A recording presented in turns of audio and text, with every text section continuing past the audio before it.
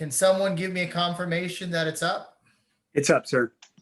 Okay, well, all right, everyone. Well, welcome to our December Central Florida Virtual Chapter event of the VRARA Association. For those of you who don't know me, I'm John Cunningham. I'm our chapter president here. And today we have a really special event.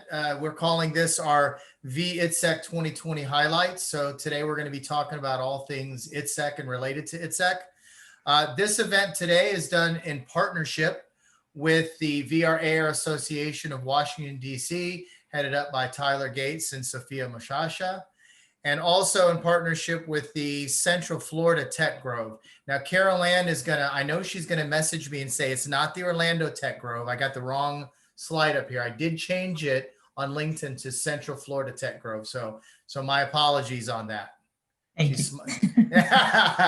So yeah, we thought it would be a fun thing to get these organizations together and kind of co-host this event. You know, these chapter events are kind of fluid and kind of casual. So while we have an agenda, you know, I'll put the agenda up and we're going to try to just stick to those times just so everyone gets a chance to talk. But if you notice, from 8 to 9 o'clock is social hour. And so what we'll do is, if we can't get through a session, because I'm sure there's going to be some where there's lots of questions, what I'll do is I'll just ask us to pause that session, and then we'll go to the next session. And then during the social time, we can all come back and answer questions. Okay, everybody good with that? So, you know, we'll do the intros. We're going to have the Army Futures Command. We got Joe here. Parson is going to talk to us about some of the highlights from their perspective at ITSEC. John Burwell from VARJO is here, is going to talk about an exciting new product that they've launched, the XR and VR3. Carol Ann is going to introduce us and talk a little bit more about the Central Florida Tech Grove. See, Carol Ann, I got it right on this one.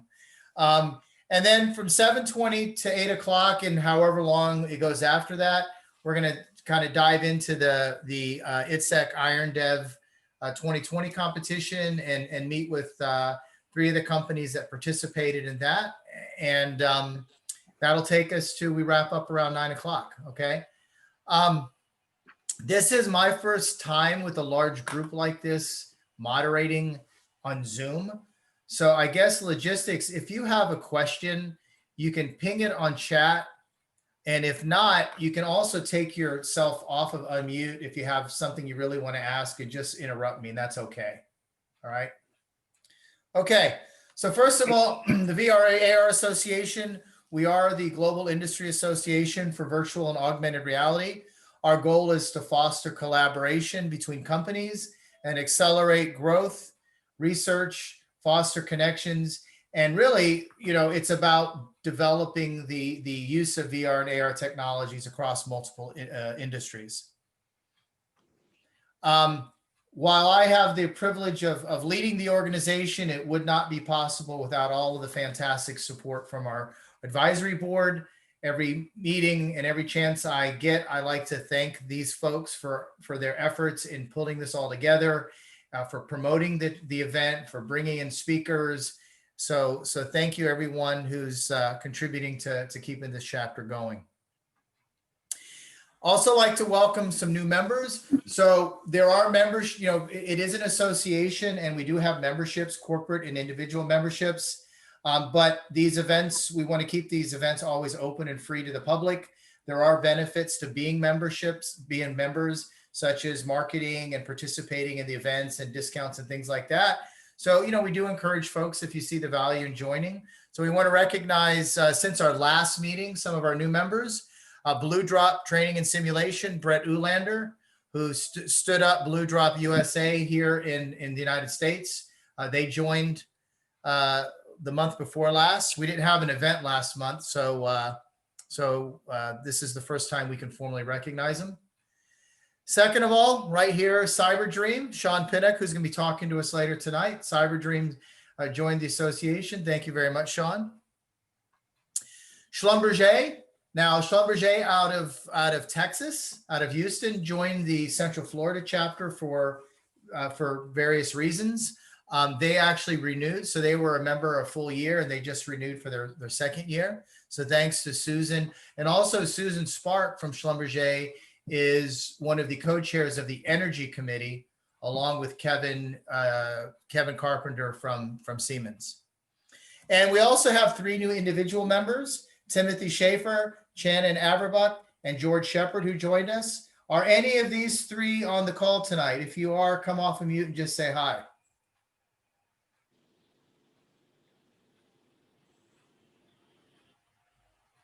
Okay, none of those 3 are on the call yet. Okay.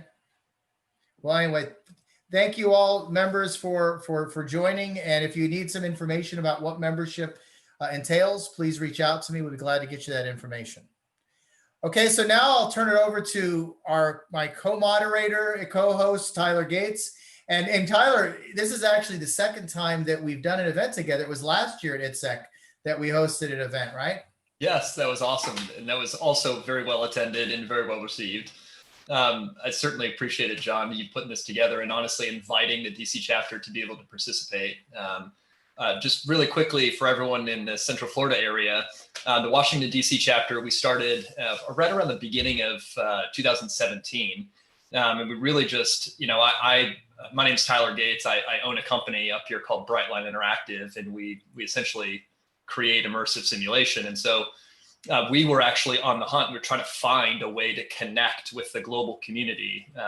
We knew that there had to be a way to connect. There had to be somebody that was doing an association for virtual reality.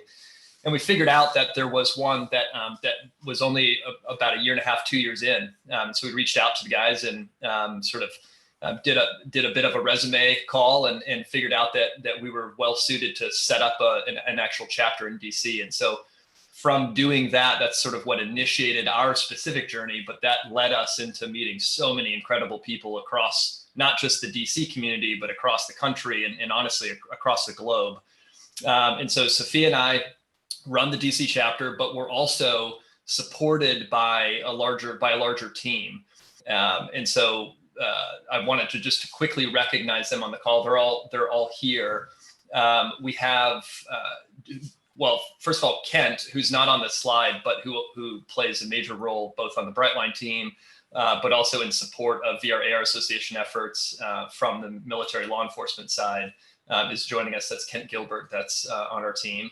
But then we also have Robert Doe, who's here, and Robert supports the overall VRAR team with community efforts, partnership outreach, making sure that the DC chapter is well connected with hardware OEMs, with software partners, as well as all of the peripherals and sort of third-party sensor integrations and all those capabilities as well. And then we also have Donnie Nufus, who overall, he is all things media extraordinaire. Donnie handles he is behind the scenes on the podcast. So he is producing, he does all the special effects. He actually writes and records all of the music himself, and does all of the sort of creative direction around making sure that the podcast sounds great, but not just the podcast, anything else that we're doing virtual event style. Donnie, we know that Donnie is there to back us up, and we're all appreciative of that. And then last but definitely not least is Vicky Sweet. And Vicky keeps the trains on the track. She's the head of operations for the DC chapter, and just make sure that we're staying tight and that we're staying connected to our community, but also that we're growing in our events and our awareness across all the other chapters. So specifically with that, in 2020, for all of sort of obvious reasons, was a year that was focused mostly on strategic growth and on sort of slingshotting our existing influence in the Washington, DC area into sort of industries across the country. We set up a committee inside the VRARA Association called the Defense and Intelligence Committee, which has certainly helped the association sort of integrate more sort of formally with military and government overall. And then this year coming in 2021, we want to sort of get back into the focus of community gathering and sort of cultivating growth of the DC chapter specifically. And so for that, we set up 2 separate events. Right now, they're virtual events. We hope that we can sort of push the April one maybe into a physical hybrid or something like that. But essentially what we're doing in January is exploring all of the enhancing technologies that support immersive technologies. So a lot of the unsung heroes in peripherals, guys like OVR that make olfactory, sensing, bringing that into virtual reality and well beyond. And then in April, we're going to do sensation to action and really talk about immersive technology and how the brain plays into our ability to actually sort of achieve training metrics that are far beyond where we currently are because of the brain's capacity to ingest information spatially. So those are the two big events that we're sort of focused on in the DC area. But then the last thing that I want to do is just give a quick shout out and call out for the podcast. I appreciate Coop, you the words of affirmation for what we're doing with the podcast. Overall, what we're trying to do is really just use the platform of the podcast to be the voice of the technology. So we say, if the technologies could speak, what would they say? And we think that the technology would tell the story of the people that's creating it. And so that's what we aim to do, is to do that at the highest level, though. And so to bring in the sort of the best guest speakers, the best sort of discussion oriented minded people that are able to sort of really pontificate on the technologies, but also follow that all the way through to execution and to sort of in real world, how is this playing out? And so two things I would say, would encourage you to listen to the podcast if you haven't yet checked it out. We're on Spotify and iTunes and everywhere else where you can find podcasts. And then also for any of you who are connected to those who you think should be on the podcast, please let me know. What we're doing for 2021 is we're aiming to have each podcast be incredibly meaningful in that it's specifically targeted to be meaningful across an entire spectrum. And so we don't want to pick out too specific a story, but really want to try to find stories that really kind of encompass the whole market and would apply to a lot of people. So we certainly encourage any of your participation in terms of making suggestions or making connections or introductions. We would love that support. Anyway, DC Chapter is really excited to be partnered with John in the Central Florida chapter, and we really appreciate the invitation overall. And I would encourage anyone from the DC chapter, please to feel free to pipe in and hang around for the social hour after as well. All right. Well, thanks a lot, Tyler. Appreciate that. Okay, so our first section, I guess, our speaker tonight is the U.S. Army Futures Command, and we have Gary Frost and Joe Parson from the CFT. And I guess, Joe, you're going to be leading this presentation. So Joe is the senior technical advisor to the synthetic training environment cross-functional team. And what I'm going to do is turn it over to Joe. We're just going to kind of give us a summary of what you guys saw at VIITSEC and things that excited you, and take it from there. All right. Well, thank you, John. I appreciate it. And first off, I want to fast forward to the spring because Tyler's got me excited. Because in my former life, I was working on professional military education for the Department of Army and leader development. And so what he's talking about with, that immersion work and those senses really fit in the notion of andragogy and adult learning, experiential learning. And so if you can actually get to the point where when you immerse an individual in AR, VR, and you can heighten all the senses, it's only going to be that much more of a rich learning environment. So can we go ahead and fast forward to like April? Because we all want 2020 to be over, right? So my intent here tonight was really to do a couple things. First, I got to let you know that it's not just Gary that's on the line with us from the DCFT. We also have Bill Andrews and Lieutenant Colonel Dylan Morrell, who also is the manager for our technology integration facility. What I was asked to do is kind of highlight the significance of what VIITSEC is for us as a team, and then to talk a little bit about what we saw in relation to the panels that we were a part of and the engagements we had. The first thing I want to say is that for us, the VIITSEC is sort of like the Super Bowl, right? And I don't mean that tongue in cheek. I mean, it's for real.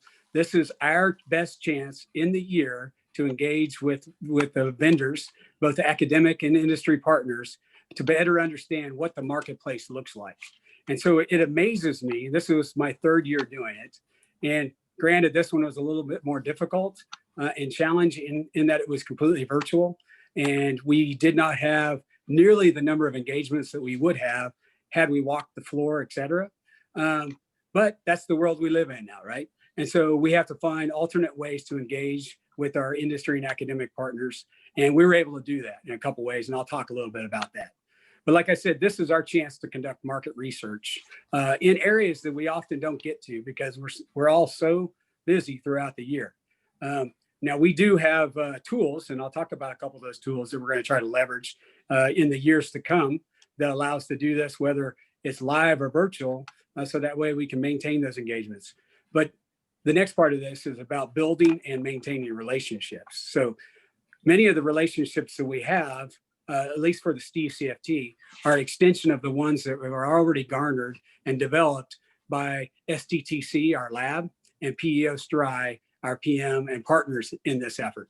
And so as we moved a year ago plus down here to Orlando, we've tried to capitalize on the relationships that they already had established and learn and grow and continue to develop those in the hope that we can help move the enterprise quicker to our modernization priorities and through that system faster than the normal acquisition process allows.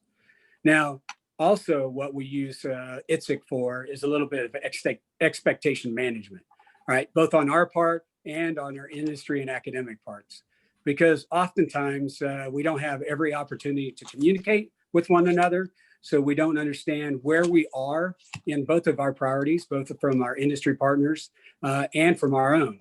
And so it's a great opportunity to talk about kind of level the playing field, level the bubbles and understanding.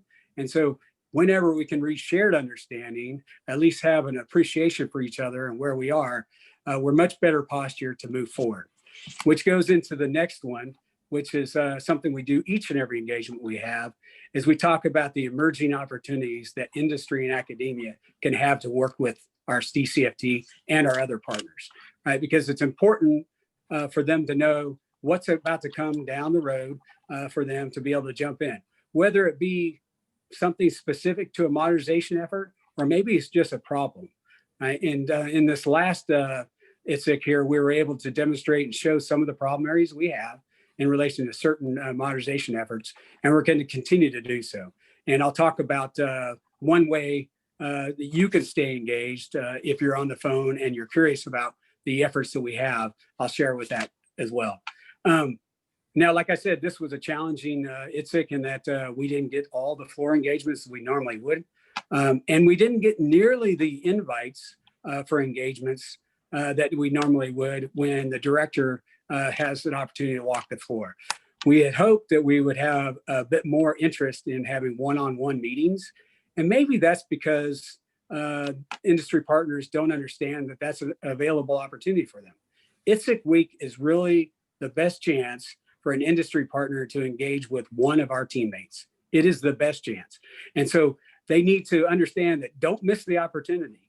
And it never hurts to ask, all right? And so even after vIITSEC, we ask you to engage with us. And one way to do that is through our new customer relationship management tool. It's connected to our website. If you go through Army Futures Command and you look for synthetic training environment, you'll see a link that says collaborate with us. It's also connected to the Office of Small Business at Army Futures Command. And you can also go to the Army Application Lab website and it will say connect with the DCFT.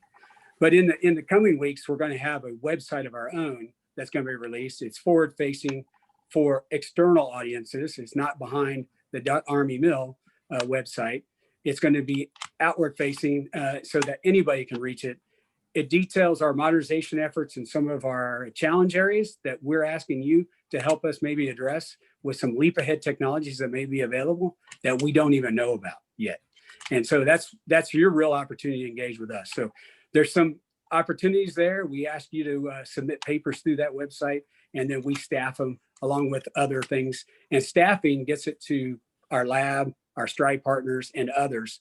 And if it's a capability that you're suggesting that doesn't have direct application to the synthetic training environment, we promise to get it in the hands of somebody who it will benefit, be it a center of an excellence or another cross-functional team, maybe RB application lab. Because the platform is connected to all those other organizations, it's rather quickly done for us to be able to facilitate that connection.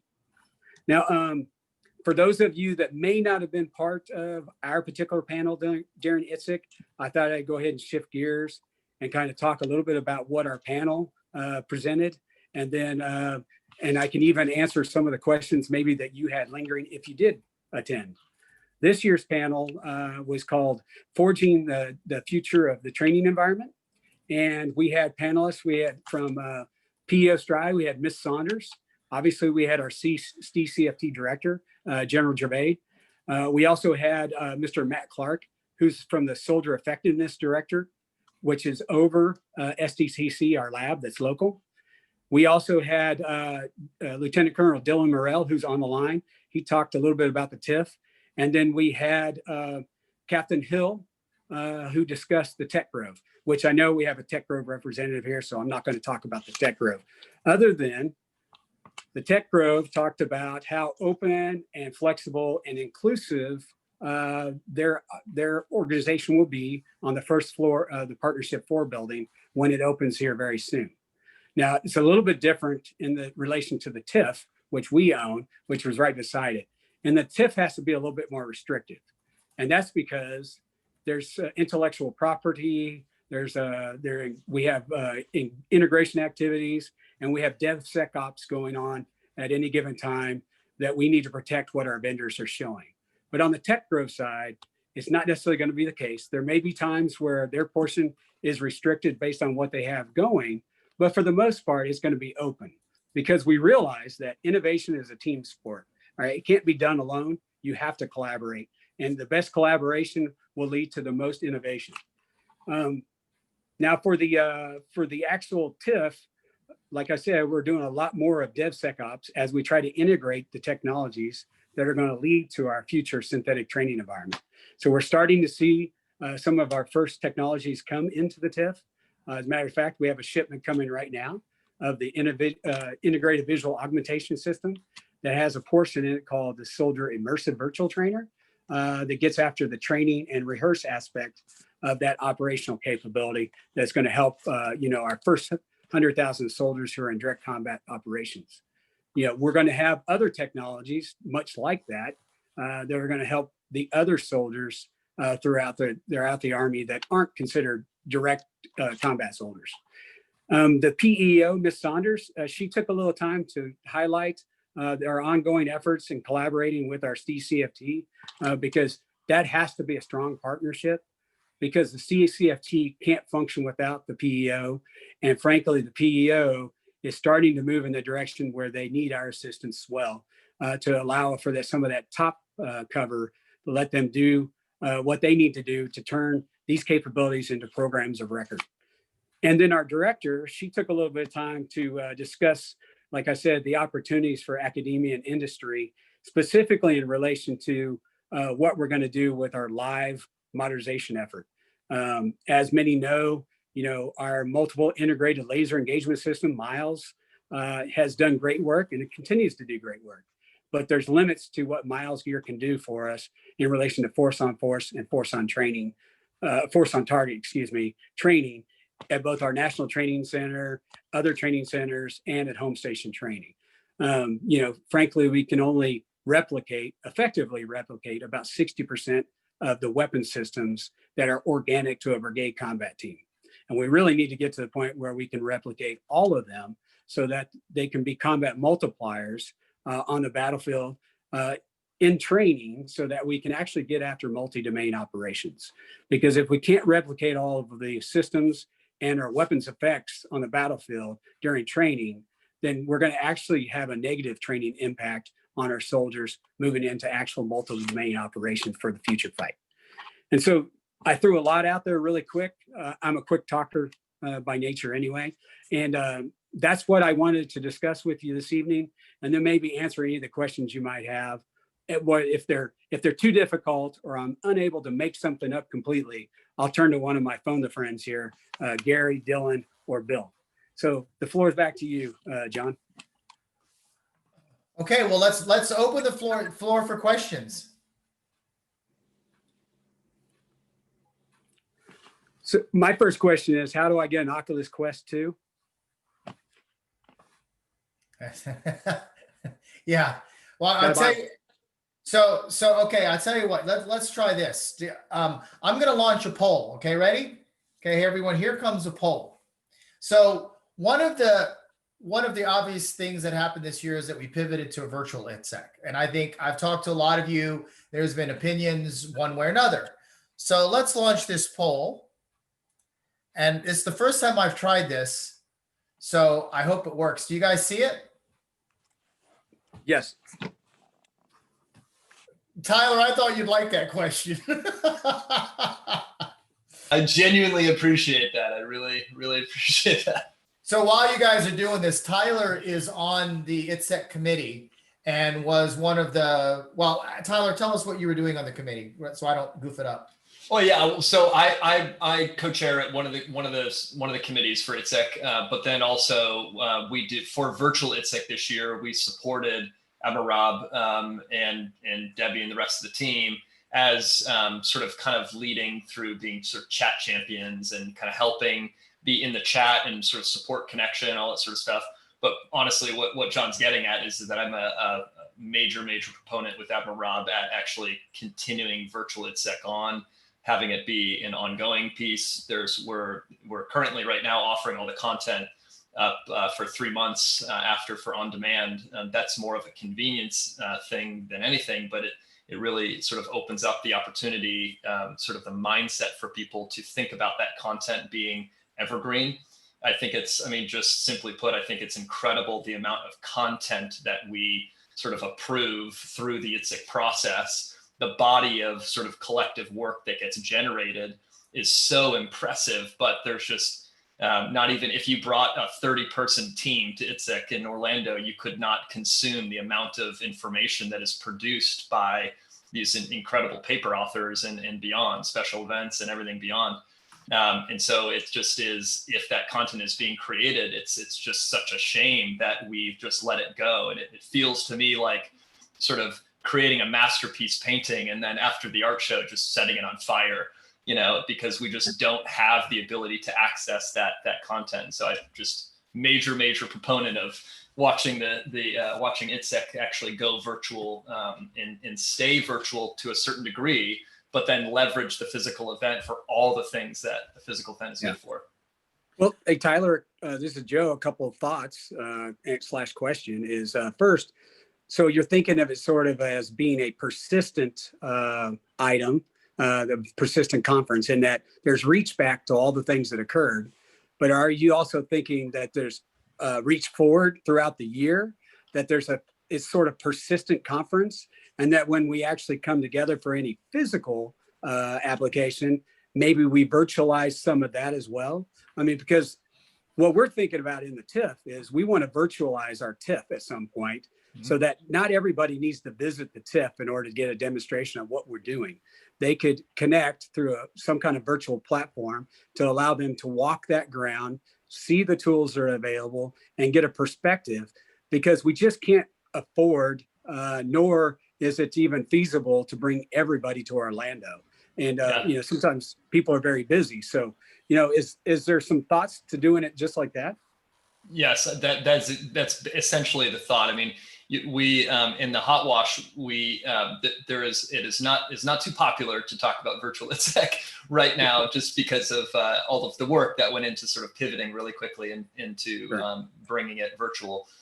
But yes, there's significant value in being able to not just have that content be present for people to come back to, but then just the fact that it exists there facilitates new growth, as you're obviously talking about.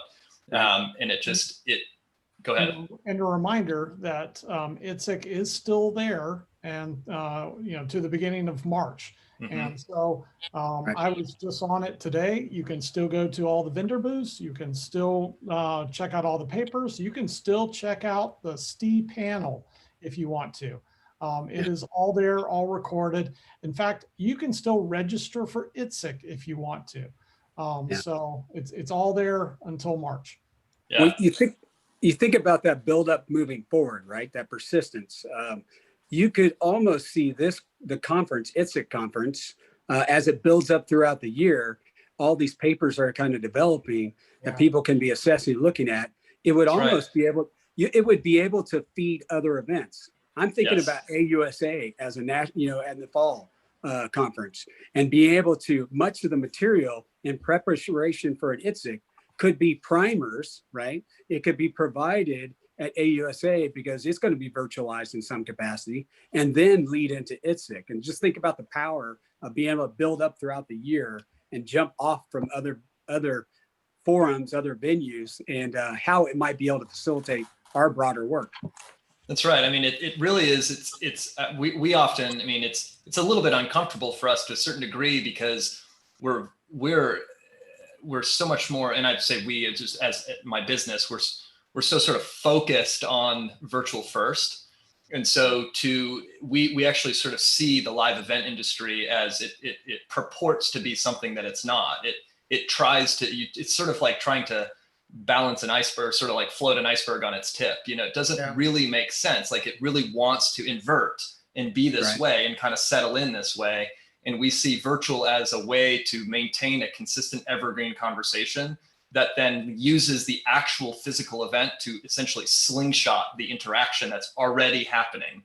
And so as people are building up knowledge awareness and building up connected awareness and are sort of, you know, integrating and networking, all those sorts of things, that leads up to the actual physical event when people are there present. And for those who are there, they have an enhanced experience than those who are virtualized, but the ones who are virtualized are still participating. I mean, it's even things like I had somebody from Futures, from Army Futures Command who was working another job, was in Cairo, and was unable to be at ITSEC, and actually joined on day one at 8 p.m. at night, you know, his time, and was joining, you know, in the morning, and was able to come to ITSEC. And he knew all year that if ITSEC was going to happen in Orlando, he wasn't going to be able to go. But because it was virtual, he was able to be at ITSEC the entire conference while he was in Cairo. And it just, that is one story, but that's what we're going to see. And Donnie from the DC chapter knows a lot about this. Donnie, we plucked him out of the esports industry onto our team, but it's the esports industry saw this. And Donnie, honestly, I would love for you to share that point of what happened with the esports industry, essentially with the physical events. Yeah, so I actually got into the esports industry because I actually came from the virtual events industry before esports. Streaming industry was my background. And one thing that was very prevalent is that when I started back in my day, when I started in the virtual events industry, we didn't have no Netflix or anything like that, right? But the expectation today with the digital native is that if there is a physical event, then there has to be somewhere a virtualized version of that. You know, it could be on YouTube or whatever. But before I decide where I'm going to spend my money and where I'm going to go, I need to peek in and see, what does every organization have to offer, or festival or event or whatever that is. So I can look at it first and then decide I actually physically want to go there. I actually did the first ever hybrid events research paper with Professional Convention and Meetings Association, PCMA. And we did a study where we launched a hybrid event where we did virtual streaming while the physical event was going on. And what they found out, because most meeting planners thought that having a virtual version of the meeting would cannibalize the in-person attendance. And what they actually found out is everybody who signed up for the virtual had either not been to a PCMA meeting in the last 3 years or didn't know who PCMA was. And they were able to track those people from the first time they interfaced with the virtual meeting to them coming to the physical meeting. And within 1 year, they recognized an additional $1 million of revenue from people coming to the event who otherwise wouldn't have come had there not been a virtual component. And so, like with the esports industry, most people are like, well, it's all online and there's online gamers. And, you know, you have, 170,000 people watching this, League of Legends tournament happening in Poland. Why would anyone want to go there? Well, I'm here to say I was at that tournament, and it was 130,000 fans packed into a sold out event.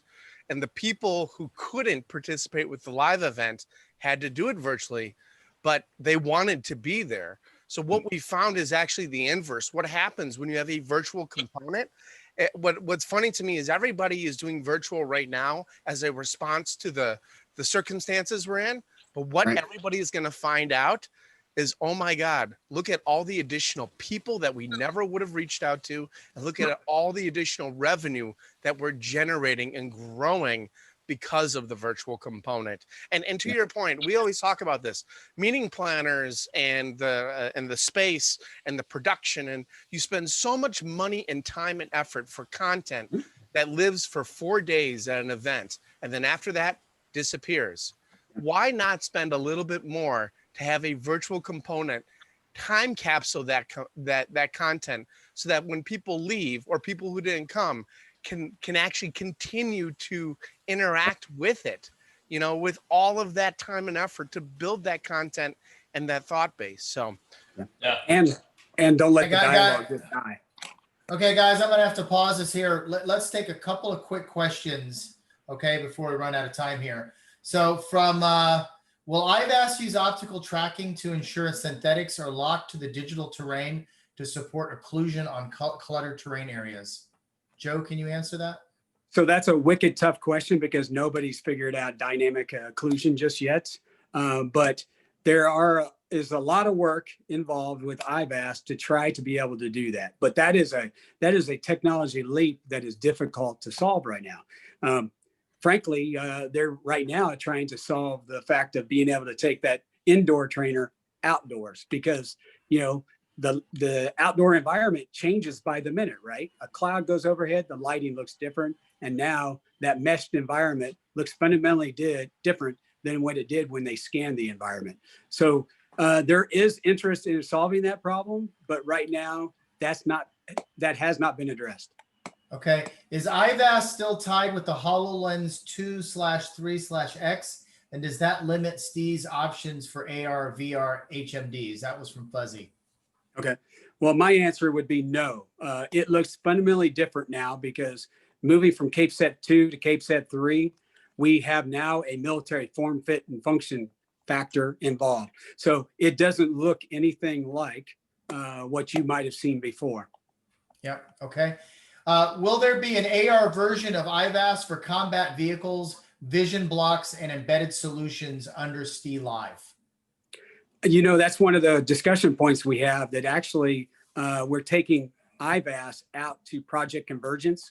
Project Convergence is the big exercise that Army Futures Command hosts through JMC that allows all these these modernization efforts to bring their latest and greatest technologies to work together. This first Project Convergence, our portion of it was One World Terrain.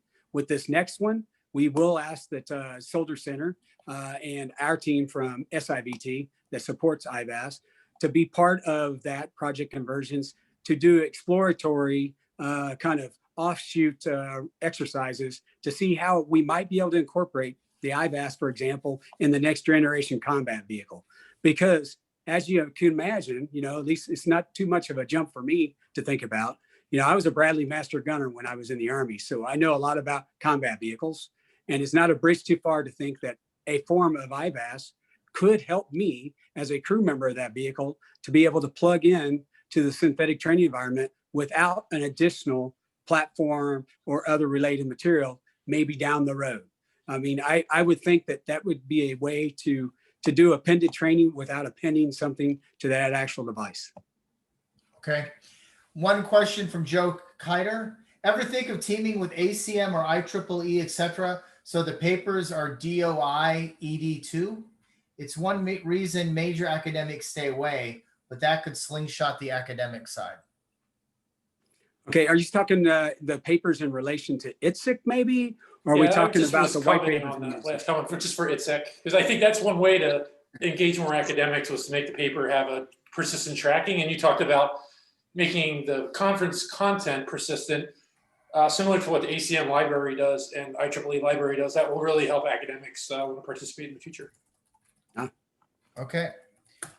Okay. Thanks a lot, Joe. Appreciate it. I know we're going to have more discussion. We'll take that to the 8 o'clock session. we're now going to turn it over to John Burwell. But before we'll talk about the polling results at the end too. Let's save the polling results for the end. Okay, so Mr. Burwell, over to you, sir. Hey, thank you very much, John, and thanks everybody for spending a little bit of time with us tonight. You know, VIITSEC has always been a pretty exciting part of my life, and I have to say that this is sort of the first time that I've been home on a weekend after Thanksgiving in 31 years. So this was my 31st VIITSEC. So I started there as a little lad, working for Boeing and many years ago. So it was definitely a different VIITSEC. Now I'm with VARJO, who makes high resolution helmet head mounted displays. And it was a very exciting VIITSEC for us in that it gave us the opportunity to launch a new product, and that's always one of the best times to do that. And so I'm going to tell you a little bit about the product that we launched. And to do that, I'm going to. Do you need a drum roll? Hopefully not. Let's see, get this going right. Yeah, this is exciting, John. Thank you. So can everybody see that? Yep. All right. So just first a few words about VARJO. Some of you may have heard about us, some of you may not, but because we're a very new company. Company was founded in 2016, and our founders were the people that developed the HoloLens based in Finland. So you've been talking a lot about HoloLens. Well, the original founders, kind of had a break with, where the Microsoft Labs and that was going. So decided that they wanted to form their own company. And in the real 4 years that we've been in existence, we've come out with, 2 generations of products, and we've raised over 100 million in venture capital to develop what we do. And so our focus on is kind of encapsulated in these 4 core competencies that I talk about. So first of all, our goal is to develop head-mounted display technology that's going to replicate what the human visual perception can see. And so, we're not developing commodity devices that are going to cost $600 or $700 for the gaming industry. What we really want to do is replicate the technology that you can see for yourself. So we focus on capabilities, for example, producing HMDs that have human eye resolution, so that if you have 20/20 vision and you can see objects out to realistic visibility ranges and be able to read text and things like that, you'll be able to do that when you put the HMD on. We also develop eye tracking technology, and that is because to really make a successful HMD that's going to perform like that, you need to be able to know what the eye's looking at, and then also what that does is can provide data for human performance, which I think is really important for virtual and mixed reality applications. Unlike HoloLens that has the sort of video see-through technology, where you're looking through a lens, ours uses video capabilities. So we have camera type systems on the front, but we do a lot of processing to that video to make it usable and to make it very low latency, that you don't run into a lot of the simulator sickness and cyber sickness factors that you run into with some of the other devices on there. And then last but not least, we're really putting a lot of work in sort of the mixed reality area, and to do true mixed reality, where you're mixing real video and content from within the room that you're in. You need to have knowledge of what's in that room. So you need to have tracking technology that's going to be able to look out into that room or into the area that you're at. That's going to be able to track your hand and your body positions, be able to use that. And so we've got a number of developments in that area that we're putting into the devices that we're producing. So what we actually announced at the show was the VR3 and the XR3. And so this is, as I mentioned, these are the 3rd generation devices. And these are built off everything that we learned from the VRR2 and the XR1, but it uses all new technology. So we went out to the marketplace, looked at the highest resolution panels that were out there. We looked at all the newest lens technology, all the new sensor technology, and we put those together to produce these two devices. One of them, the XR3, is a mixed reality device that allows you to mix the real and the virtual and composite that together. The VR3 is a pure VR device, where you're fully immersed in the scene at the whole time you're wearing it. Now, our initial devices in the first two gens, they use 4 displays instead of 2, like the typical display. And so we have a background context display that was about 87 degrees, 14 pixels per degree. And so that gave a great context to the image, but then we used 2 additional displays that produce a high resolution bionic display that goes in the middle. And that has resolution that matches what the human eye can detect.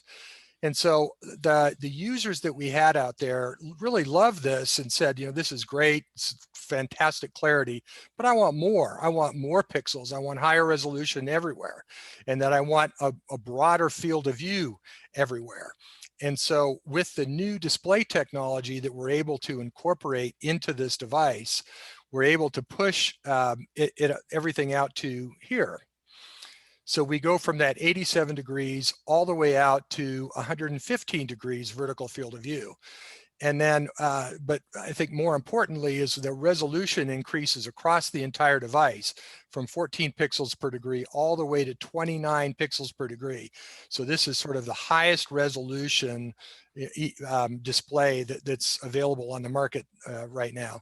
And then behind that, we have the high resolution inset that goes all the way to 27 by 27 degrees. So that more than doubled in size. And we even increased the pixels per degree in there even higher than before, so that you get, super clear detail in there. So what this is going to do from the user perspective is it's going to give you more peripheral vision. So if there's certain training tasks, like for example, in the flight area where you want to do TAC form, and you need to be able to see your wingman, in the peripheral vision, that's really going to help that. With the additional resolution across the display, it's going to help you be able to detect our targets at greater visibility ranges. So all of that is, and then plus that just the quality is going to be better than anything that you see out there. Quick sort of sample here. So valve index on the right, VR3, XR3 on the left. With that additional resolution, looking through display, you just have much better ability to be able to read the text without having to move your head in real close to which can really produce negative training, and then or not being able to read the text, which is a similar issue. Another major change to this is we've done a lot of work in terms of ergonomics. And so the previous displays that we had, they were larger, and people thought that they were heavy. And so we completely re-engineered this to focus on comfort and for really long-term, long duration exercises. Because we have a lot of people that are doing training exercises that are 2, 3, 4 hours. We have users that want to use these for literally all day long. So we re-engineered the entire design here. And an interesting anecdote about this is that we took a design from a 1950s welding mask. And so if you have those big heavy welding masks that come down in front of you, it turns out that they've done a lot of work on the ergonomics there. And so then with this, the strap actually goes across your forehead, and so it puts most of the weight right there, and then everything else is sort of equally balanced off that, which just makes it much more comfortable. Also, we use brand new materials across the board that are much lighter weight, and then they're also more hygienic. So everything was built in this to be repeatedly cleaned and support all these new requirements that are coming out from COVID. The lenses, there were over 53 designs that we went through before we got these. They're much bigger, larger, and very crystal clear. No Fresnel lenses, no surfaces that cause any refractions. And then you really get a lot of eye comfort in here. So you're able to wear glasses in this helmet if you want to do that. We did a lot with IPD, so the interpupillary distance, because if you've looked at some studies on here, particularly that's come from Design Interactive, they have determined that a large number of female users were getting sick from HMDs, and it turns out that it has a lot to do with the interpupillary distance adjustment. And so a lot of the HMDs out there today either don't even have IPD adjustments, or it has a clumsy adjustment that people don't even use. And so in women in the demographic there, their eyes tend to be a little closer together. And so the ranges of the IPD adjustments and the one that do adjust weren't ranging small enough so that you could get in the right range for female users. And so we expanded that to support that demographic to get into that sort of 98th percentile of support there. And then sort of last but not least, we also changed the whole strap design on there because we had a lot of female pilots that couldn't wear them because they have a regulation bun, their hair up in the back. So certain simple things are actually pretty important in addition to all the great technology that we've done in this. And last but not least, we increased the performance of the eye tracker. So the eye tracking technology is increased to 200 Hertz. That's pretty important. We use the eye tracker a lot. So for example, when you put the HMD on, it will automatically look at your eyes, and then it will automatically set the IPD adjustment to make sure that it's comfortable and that people aren't getting subjected to simulator sickness with this. The XR3, the mixed reality device, the cameras system is all integrated directly into the device. So it's not an add-on or a strap-on onto this. It has 12 megapixel stereo cameras on this that has the aperture open so that it covers the entire 115-degree field of view. So you can pick up video everywhere that you're going to have virtual content. We've also added inside-out tracking to the device so that in many cases, you're not going to need to use beacons with this device because the cameras will support that. And then we've also done a couple of really exciting things here that match what Joe was talking about, is that we've added a lot of tracking capabilities. So the first thing we've done is we've added the new Ultra Leap hand tracking capability to all the devices. So it just comes standard with them. We're actually building the hardware for this one. And so we've increased the field of view that it supports all the way out to 160 degrees. So with a lot of the Ultra Leap and Leap Motion, where you had to have your hands right in front, this will actually track them if you have them way out to the sides. And then last but not least, we've added a LiDAR capability to this headset. And so what this does is it provides depth information for everything that you see out in front of you, out to 5 meters. And so that depth information it's actually shown, I'll show an example of this. So on the left hand, that's what the depth sensor is going to return to you in a pseudo colored image of that here. And so that depth information can be combined with the optical images using the NVIDIA optical flow technology. And you can turn that into a per pixel depth map, which is shown on the right. And so that can be done in real time. And so what is that for? It's for dynamic occlusion. And so we talked about the challenges of doing dynamic occlusion earlier. What this will do is allow you to occlude real and virtual objects. So for example, if the room that guy's standing in is all virtual and generated with computer graphics, he can go in and walk around behind the desk. And what that's going to do when he does that, his legs will disappear behind the desk. Or conversely, if that's actually a real room and he's an avatar, or he's working with a couple of avatars, if those avatars walk behind the desk, you won't be able to see their legs. So that idea of dynamic occlusion is something that's just going to be built into this device to support those kind of applications, which I think is going to be really exciting for the whole community. Wow. So this is just, it shows in just a real-time pickup of the LiDAR feed.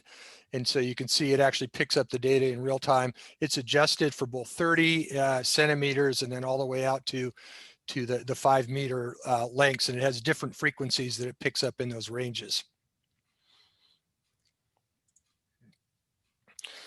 We're doing a lot of work on the software side. So, we're working very closely with Unity.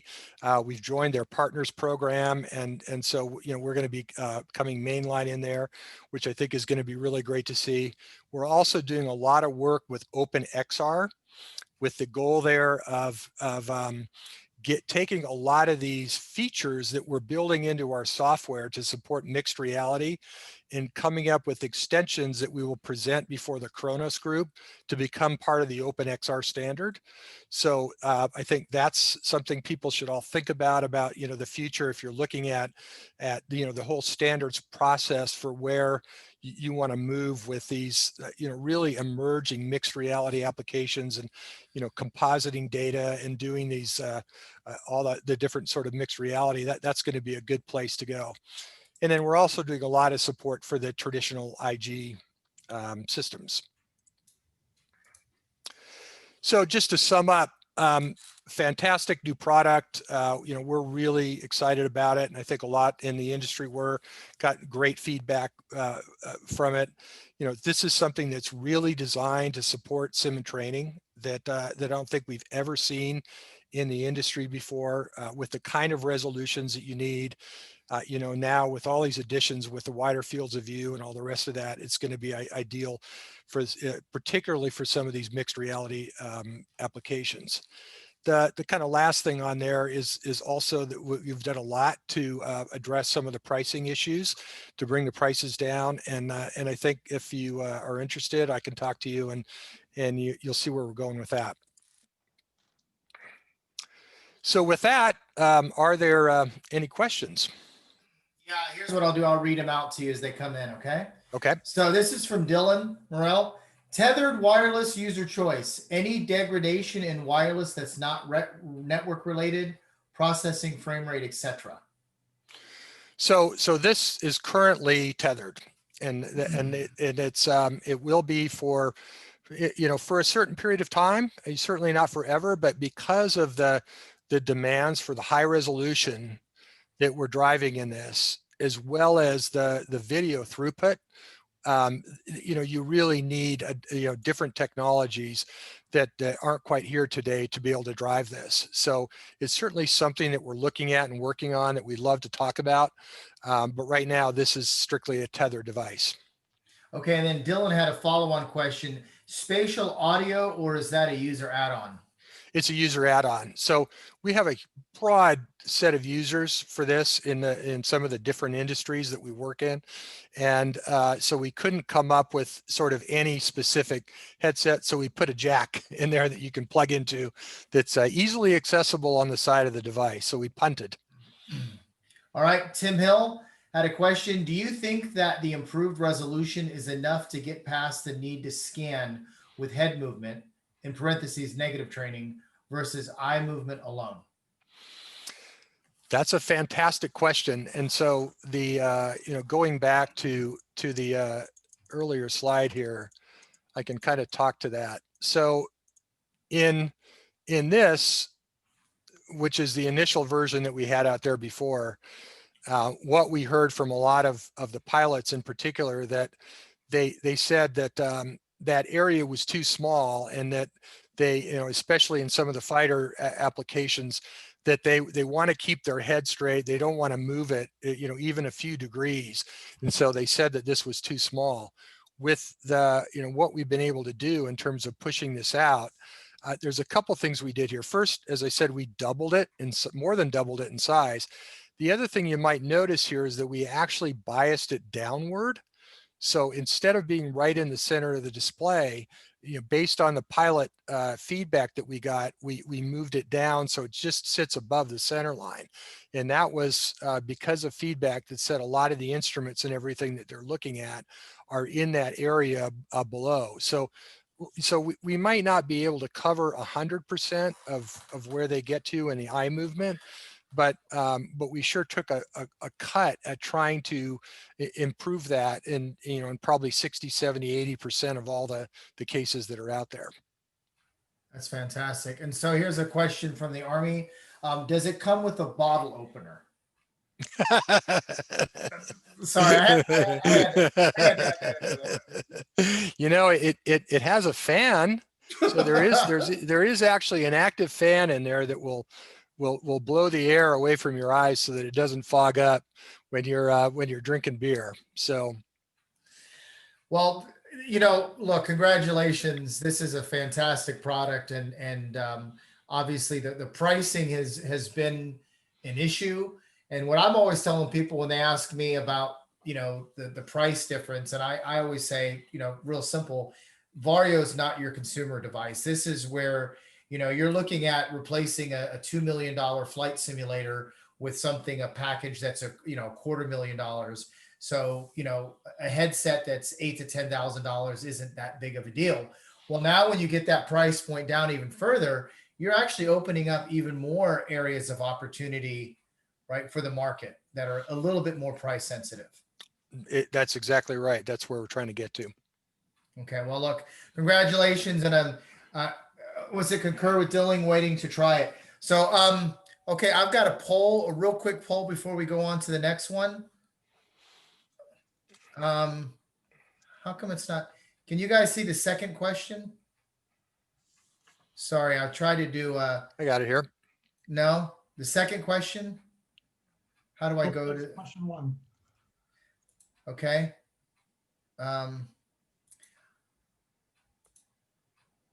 Okay, you know what? I was trying to be cheeky and put a poll in there that said, should VARJO give everyone that attended this meeting a free XR3? But I think we know what the answer to that would be. All right, well, thanks. John, I was just going to say really quickly, just that comment about the headset and the price. I mean, I would just say anecdotally, I mean, like you're able to put the difference. I mean, I think the really important difference here is that you're able to put on a headset that costs that, you're able to put billions of dollars of content inside it. And so the inversion of its comparison to other hardware units is relatively unfair. And also, John, I will just, this is another plug for John here. I would say that when we first started the podcast, our team was just looking back on this. John Burwell was our first guest on the VRARA Association podcast. And we are almost to 100 episodes now. So wow. It's been a minute impressive. Since that first episode. Yeah, one thing on the pricing that is interesting is that when you go through this and you brief it to a customer and then they ask you how much it is, and we tell them, there's typically 2 responses. One is, oh my God, I can't believe it's that cheap. Or, oh my God, I can't believe it's that expensive. Right. So I don't know what that says, but it's certainly fits in a different category there. So, all right, so let's do this. Any other questions for VARJO? Let's take it over the social hour.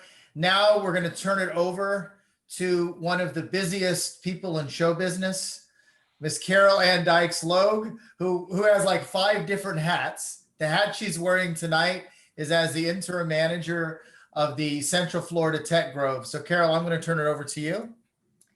Thank you so much, John. I am going to share my screen. If I could get some nods, if you can see that image. Yes? Not yet. Not yet. All right, let me try again. I shared screen too.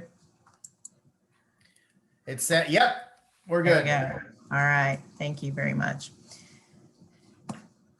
I am so excited to talk to you, and I suspect that there are others in this virtual meeting that are chomping at the bit to say something too, such as Captain Hill, Diane, and some others.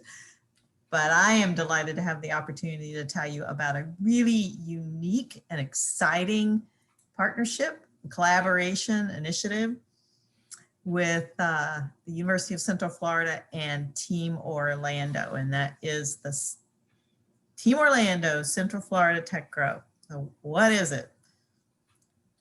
I don't know if there's anyone on the call who's not familiar with Team Orlando. I see enough familiar names to know that most of you are very familiar with Team Orlando, but in case there's someone who's not, it is the collaborative between the 4 simulation and training military commands here in Central Florida, along with a number of other federal agencies, a number of industry organizations and academic organizations. A very unique collaboration already that we're well known for here in Central Florida, to work together to bring better and faster solutions to our warfighters in training, simulation, and human performance. It just made sense, and kudos to Captain Hill and Diana too, for really catching hold of this vision and moving it forward with a lot of persistence and a lot of effort, and making this come to fruition along with the other Team Orlando commands. And that is to put in place a very unique partnership intermediary agreement with the University of Central Florida Research Foundation. That is what the Tech Grove is. Some of you are familiar with organizations such as AFWorks, SoftWorks, DefenseWorks, other organizations that you see reaching out across the broad spectrum of organizations, companies, early stage companies, non-traditional companies, academia, to invite, entice, and support entities that have very creative solutions, perhaps using in an entirely different industry, to bring those to the table to address some of the needs that our warfighters have. And in that way, help accelerate bringing highly innovative solutions to the table.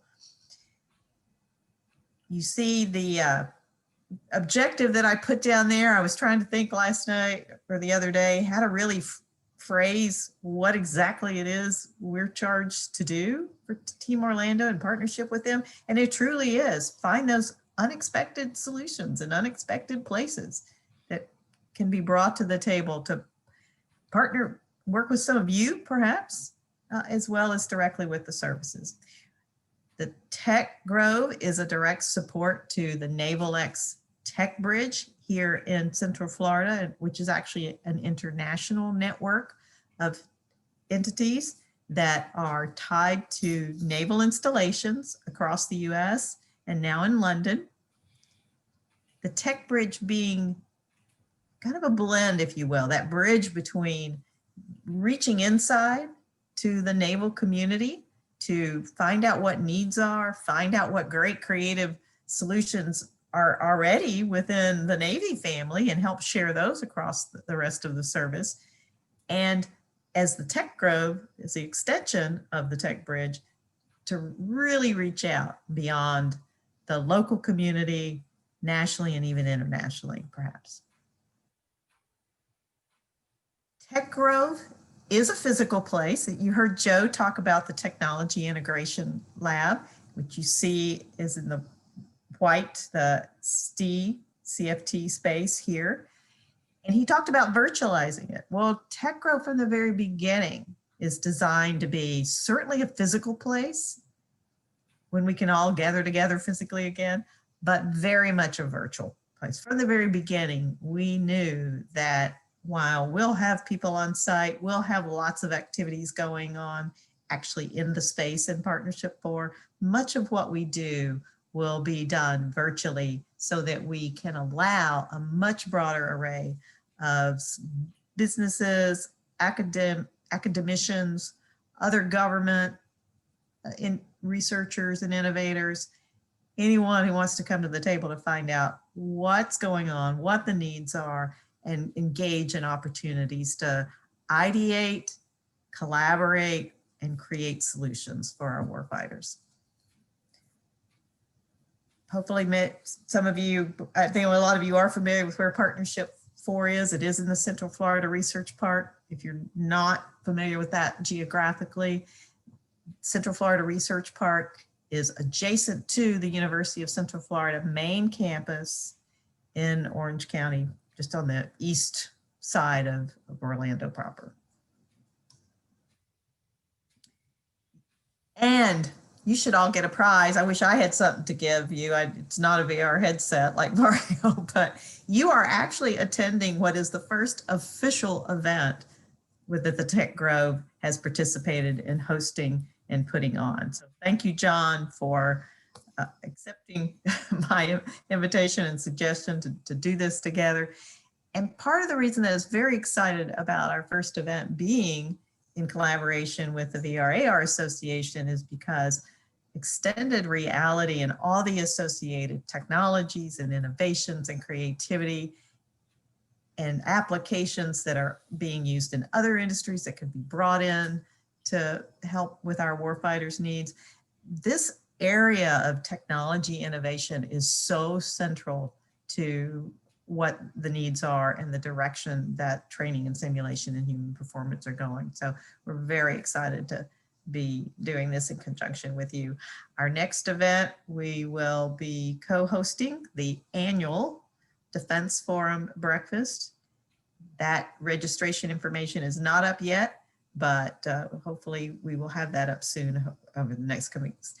That will be a blended event. There will be opportunities for some individuals to be physically on site at the Holiday Inn near UCF, limited capacity there.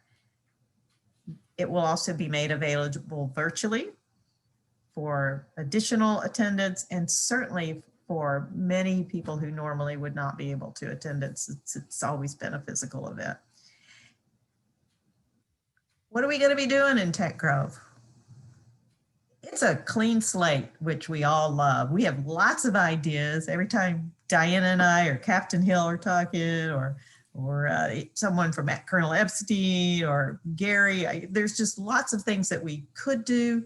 We are going to be looking for those opportunities to have events for networking, collaboration, demonstrations, showcases, partnership opportunities, education opportunities, but always looking to fill the gaps and complement what already exists. These are just some ideas on the screen here. If you have an idea for something that maybe you're doing in your organization and you think it makes sense for us to collaborate, please let us know. We'd love to talk to you about it. But we are beginning to plan our activities for next year. Again, many of them virtually initially. We hope physically to be able to be physically on site in the space. I don't know, maybe March, it might be April, just depending on how the world goes, obviously. The space itself is not ready for use. We actually will have contractors on site tomorrow morning associated with UCF to begin some work to upgrade the space with electrical and data capacity and that sort of thing. It's going to be a just big open space. That whole footprint that you saw is pretty much going to be wide open. So we will have some flexibility in how we use the space. We're very excited about being able to finally get in there pretty soon. I include this phrase in the presentation about Tech Grove because although it comes from a well-known business author, it is so appropriate for what Tech Grove is all about, for what the Tech Integration Lab is all about, for what so many of the innovation initiatives within the Department of Defense are all about.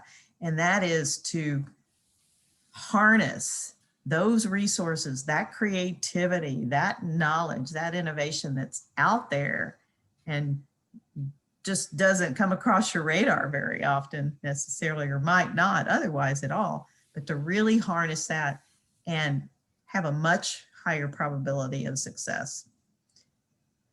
The way this agreement is structured, the partnership intermediary agreement is between UCF Research Foundation and NOC-TSD, standing behind the Naval Air Warfare Center Training Systems Division, however, are the Army, Air Force, and Marine Corps Simulation and Training Command. So it truly is a Team Orlando collaborative led by the Navy. Speaking of connectivity, we are actively reaching out to and having conversations with and establishing channels of information distribution, opportunity distribution, actually, through a wide range of organizations. These are just some that we already at UCF have relationships with, are part of, have had conversations with. There's some other groups nationally we've been talking to that we are going to be using to get information out about the opportunities to engage with Central Florida Tech Growth. Please go check out our LinkedIn page.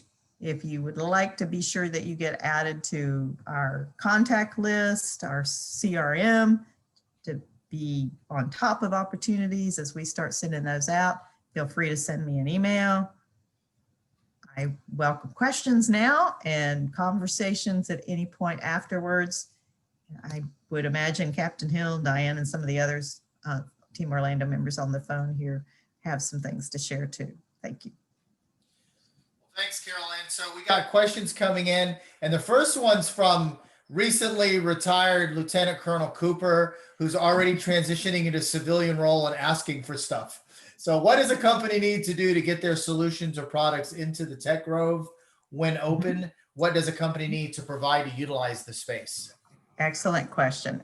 And I have had that question asked a number of times, which is so exciting because one of the opportunities we will be providing, those of you that are with companies or even maybe it's universities that have solutions, but probably particular companies, we are designing a service, if you will, that will have a application form or a form you need to fill out to tell us what you want to bring in, and we'll have some guidelines of putting your product in there for a while as a demonstration. Maybe you want to put it there so that folks that come into the Tech Grove can come use it and give you some user feedback about it. Maybe you want to see if other companies want to come in and they have technologies that you want to see how they might integrate with your solution. We will be structuring that. There'll be a fee of some sort associated with that for some period of time. So that's one way. There'll be many opportunities to bring solutions to the table as we begin to stand up events where we invite companies to come for the day, have a table, demonstrate their solution. Some of you are familiar with industry capability days, that we'll have some things that look a little bit like that. Some of that will be virtual even. As we have particular needs that the Team Orlando services put forth. When they say, gee, we've got this need and we really need to have a challenge event or put out a call for solutions or ideas, that may be an opportunity too. So it'll be a very varied list. Hopefully that answers the question. Yeah, well, you know, one thing that I got excited about a couple of years ago when we first heard about the TIFF, that would be a place that we could go and different companies could interoperate and try things together. But now it's because of obviously it's a military facility and they're using it for specific things. Could the Tech Grove potentially be that place where companies could go just collaborate and? Absolutely, absolutely. Joe mentioned earlier in his remarks, and I apologize, I didn't mention it in mine, but just a reminder that the Tech Grove, it will be unclassified, very open space. We have an entrance that around on the side of the building so that there will not be the need to go through a lot of the security that is required to get into the restricted space, because we expect to have a lot of traffic in and out to make it much easier and less intimidating, I think is appropriate to say, for entrepreneurs and young companies who perhaps have never stepped into this galaxy that many of us are part of, and it can be a little daunting at times, right? Well, Caroline, this is probably going to be the most difficult question that you're going to have to answer. Is who's going to win the Army-Navy game this weekend? If I had my Navy cap, I should be wearing it. So Navy, of course. Look at Okay. the history. My goodness. And Excellent. to a Okay, you Naval totally Academy lost us grad, there. and I have to say that's where my We love. were tracking with you until you said that. That's just All right. Well, Carol Ann, thank you so much. Really appreciate it. We're looking forward to when it gets open. And as you and I have talked about, you know, we hope to get early on the calendar to host a VRARA Association event when we get back to physical. Absolutely. Yes, sir. Thank you. Okay. So moving on to our next item in the agenda. Okay. So what I'm going to do now is is Brian Vogt? Brian, are you here? Were you able to get on? Nope. So I realized.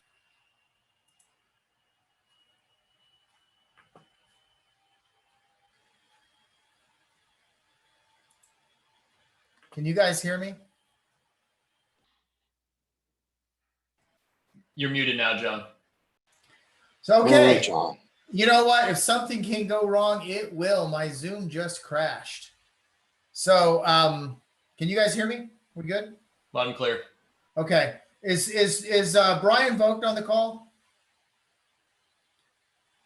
Well, what I realized is I guess we're having some problems with Zoom and it limited the number of folks that could attend. I thought it was a lot larger. So Brian may not have been able to get in. But what's next on our agenda here is let me share my screen, is the Iron Dev competition that happened at vIITSEC this year. And, you know, a lot of us thought that this wasn't going to happen because of the pivot, you know, to virtual, but Brian Vogt and Alethea Duhan and Bob Kleinhampel and the rest of the folks, you know, from the ITSEC group got together and kept the Iron Dev competition alive. So this is the second annual event. It was really fantastic. There were 5 teams that participated in the Iron Dev competition. We've invited 3 of those teams who are from Central Florida to this event tonight to talk about, to share their solutions and to take questions and have a discussion. So what I'm going to do here is we got 3 videos. They're each about 3 to 5 minutes each. And we're going to run each of those videos so you guys can sit back, have a cold beverage, and watch the video. And then what we'll do is we'll reconvene back as a group, and then we'll just have sort of a discussion around each of the different applications and just kick it around, okay? So let me try. We're going to start with Full Sail and Advent Health, who teamed up together. Can you guys see it? Yep. Yeah, can't hear the sound though. Oh, No sound? Yeah, when you share screen, John, make sure that you select the optimize for sharing audio. The boxes at the bottom. So I would just drop it and then reshare it. Just stop the share and then reshare it and then select the optimize audio. Okay, hold on a second. Hold on a second. I don't want to crash my Zoom again. Okay, so what you're suggesting I do is share my screen. Yeah. Yep. And on that box that pops up, it should at the bottom, it should give you the options to select, like it should say like optimize audio for screen share.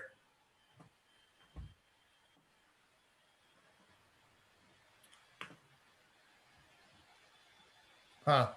And then we should get the pass-through audio. Do you see that when it asks you like which screen do you want to select to share? Yeah. Well, let's try it a different way. Let me share my primary screen and maybe that's it better. Okay. Bear with me, everyone. Share screen. Screen 1. Optimize screen sharing for audio clip. Okay, yeah. Got it. Okay. Wow, Tyler, you're a lifesaver, man. Okay. Hi, I'm Sean Stafford, Director of Research at Full Sail University. Okay, now we're not seeing the right screen. Dev Challenge at the virtual ITSEC So 2020. We had audio on the video, but you're make sure you can only share the screen that the video is playing in. We did get a good look at your Facebook profile, though. You're almost there. Okay, can you see it now? Not yet. Okay.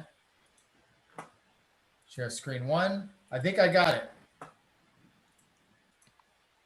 Wait. Share Almost. screen. Optimize. All right. We there? Yes? Yeah, So play it. Hit the play buttons. It happens. Dev Challenge at the virtual ITSEC 2020. Got it. Our team consists of two organizations, which is a little bit different from the other teams. We have Full Sail University acting as the developers and Advent Health University acting as the content specialists. The two teams have come together to compete in one of the challenge tasks. And what we've done is we put together a virtual environment that can be used in a healthcare setting for multiple individuals to come together and analyze data. I think you'll find the solution is very interesting because it's not a solution that we came up with. It's an applied solution that actually originated at Advent Health University in collaboration with Advent Health. And so we hope you enjoy what we've created and hope you vote for us at Virtual ITSEC. My name is Dan Mapes. I run the AR/VR lab here at Full Sail University in the Simulation Visualization Program, or SimViz. My role in the Iron Dev Challenge was lead developer, and as team lead, I've been able to bring students from a broad range of Full Sail, from 3D Arts, from the Game Design Master's Program, and also from the SimViz program. And some of my students in my classes have participated in this as well as a practical development experience. We spent probably the first month or so just talking to Advent Health to try and identify what really would be valuable use of VR. We are always asking this question, just because we can do it, why should we do it? We first looked at data. We looked at perhaps visualizing COVID data both different ways. And at one point 2 weeks ago, we came across this, we sat down at a meeting and we said, why? Why are we doing just data? What is the purpose of this? And why are we doing it up in the cloud? We really called the data team to task. And that's when we got the answer back that we'd been waiting for. And finally, this collaboration, this discovery process brought us the virtual medical command center, which basically is an air traffic controller system for hospitals. And it all just came into place. And in the last 2 weeks, it's just been a game jam. Our artists, our developers, our students have all come together and put in the hours to develop what we're going to show you today. My name is Justin Dizon. I'm Director for Reporting and Analysis at Advent Health. When dealing with data, specifically when we've had a first take on COVID data and being able to see, well, what benefits can we work off this in the VR space, one of the issues that we have to deal with is being able to manage bed capacity, manage resources, and so forth. So looking what we do with that today and other hospital systems is leveraging a command center. Let's actually then take that and what's done in a command center, which is managing patients, managing beds, managing transitions of care. Take that's in the physical space and turn that into the VR space. A benefit off of that could be location-based, where you have all these people who need to congregate together, come up with a decision, understand what resources are going on. If there's a surge happening in the specific part of town and need to reallocate patients and do that in another part of town, put on a headset, get in that space, and then analyze that information that's needed and get together versus having the physical space location for a command center. So that's kind of how we pivoted towards that. I'm going to give you a very quick overview of the demo just to show you some of the things we've done. So the first thing I'm going to show you is my avatar, and the art students just put this in yesterday. It's kind of our Tony Stark character. I'm going to type my name on the thing to go into the cloud. Now I'm up in the virtual cloud at the moment. So the first thing we're going to show you is this would be a potential world map that might show the spread of the data.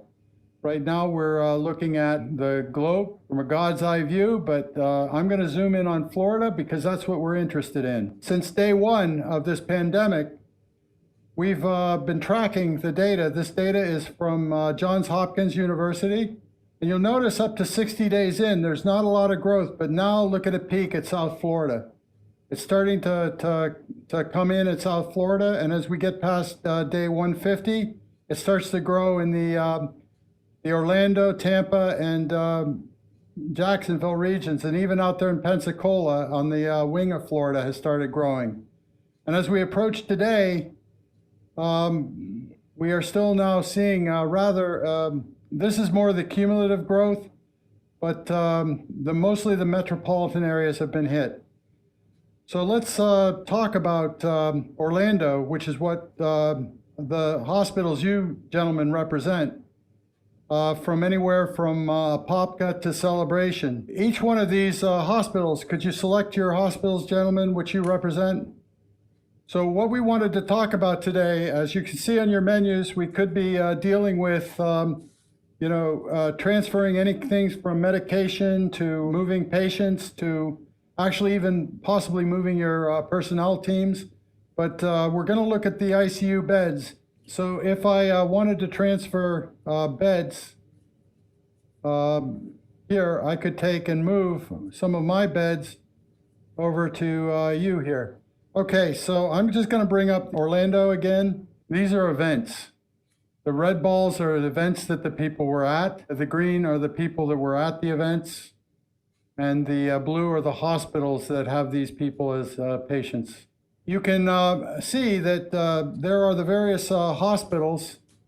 So this would be each individual company's hospital. But if I pull on this hospital, I can see the patients in green. But I also see, could somebody grab that where the event that they were at and look at it and tell me what it is? They traced their infection to that event. So a lot of people came out of this job fair though. This event here, what is that? IITSEC. I don't know. But everybody can grab nodes now, and you'll see that you can actually influence relationships in a relational database, and you can see the dependencies. If I wanted to see events that patients from 2 different hospitals attended, I could hold them in between. But we can also just see it up in the cloud. And there you have it, gentlemen. Data visualization of a relational database in 3D. How cool is that, huh? Oh, hey, hold on a second. How cool is that? Now let me share the next event. And so for those of you that just joined, Brian just got on the call. Evidently, Eventbrite didn't send out the Zoom link details to people that registered later. So that could be a reason why people have problems attending. Let me run the next one, SimBlocks. And this is the team, the Reality Crushers. Good. Is it good? We do not see it yet, John. Okay, hold on. This is what happens when you let me drive. Okay, is it up now? It's up now. All right. This Iron Dev effort is a collaboration between SimBlocks.io, Walt Yates and Associates, and Quantum Improvements Consulting. SimBlocks.io specializes in the integration of real-time 3D game engines for use in serious training systems. Our core product is the One World SDK for Unity, which expands the engine's geospatial world to visualize a whole Earth-based terrain with support for multiple levels of detail and the ability to place geolocated 3D entities in high-detailed content insets.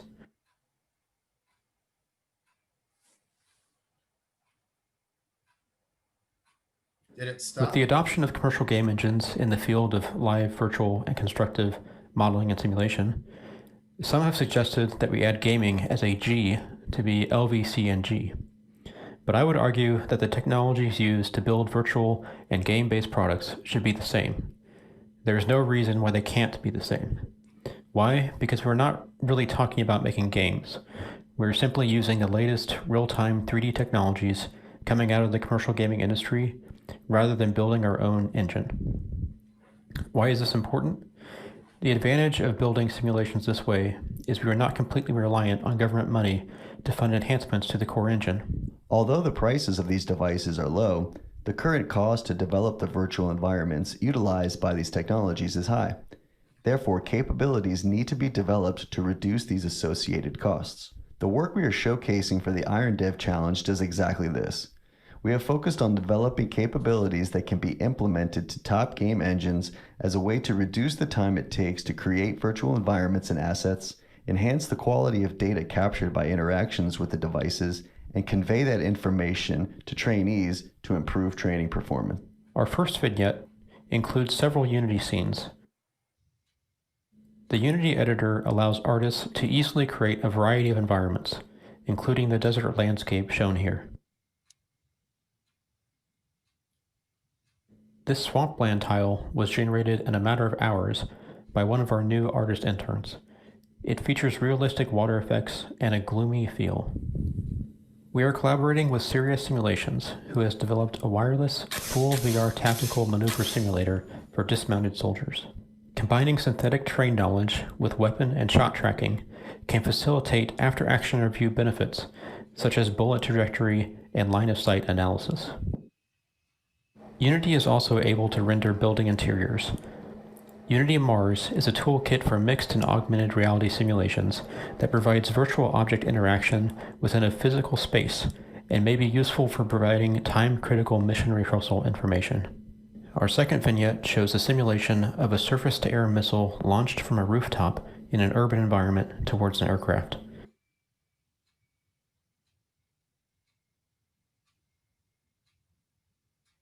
Earlier this year, Simblocks was awarded a mega grant from Epic Games to support the CDB terrain format in the Unreal Engine.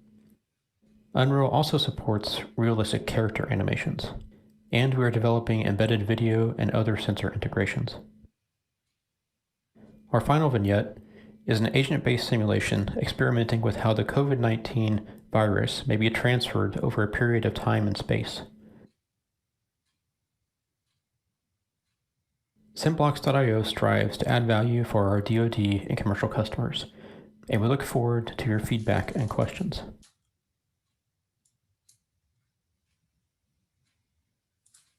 Okay, so keep in mind that these are just snapshots of the solution. If you guys are interested, I'm sure each of the participants would set up a separate meeting and walk you through those things individually. So let me do the last one here, CyberDream. Are we still sharing? Not quite. Okay, hold on. Can you see it? Shares up. Yep. Hi. My name is Sean Pinnock, and I'm the creative lead on the search and rescue application. In this mission, you act as a former U.S. Army infantry soldier working for a Tier 1 conservation unit. A member from your unit was in an accident, and you've been tasked with recovering them. You'll be assisted by retired Master Sergeant Rich McKee, a 20-year veteran communications and human intelligence specialist. He'll be operating the drone that will lay a path to the crash site based on real-world terrain data. This drone will then relay that path with any other important information to your augmented reality or IVAS headset. When you arrive at the crash site, you'll use the Army March methodology to provide aid to your patient. We leverage the power of Unity's HDRP to deliver high-definition renders in virtual reality and desktop mode.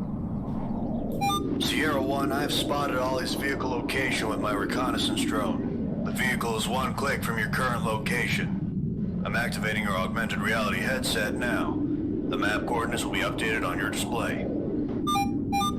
The smoke emitting from the vehicle is obscuring the drone's view of the crash site. I'm switching to your camera feed now. Locate Ollie and use your TC3 training to render appropriate life-saving aid, and then send up a beacon to the drone for emergency extraction. Unity's HDRP enabled us to build a highly visceral environment while still being able to easily maintain high frame rates for our target specs. Sierra 1, Ollie appears to be in critical condition and needs immediate medical treatment. I'm sending an exfil drone to your location now. Stabilize and prep Ollie for extraction before the drone arrives. Furthermore, the flexibility and simplicity of C#, Unity's engine tools, and the asset store made it simple for our small team to prototype this demo in less than a couple of months.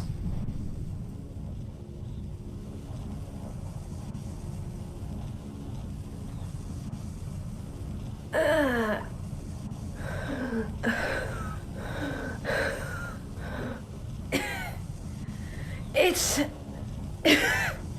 hard to breathe.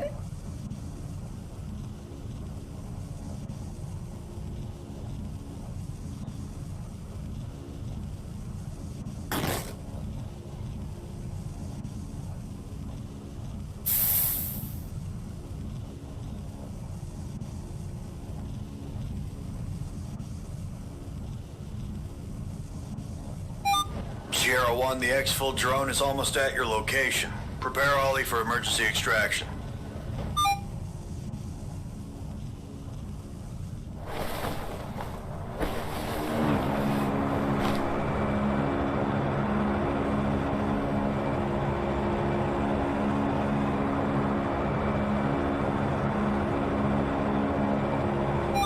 Sierra 1, the exfil drone is en route back to the collection point. The smoke emitting from that disabled vehicle could be a huge fire hazard. I'm sending vehicle diagnostics to your AR now. See if you can find a way to stop the vehicle from smoking.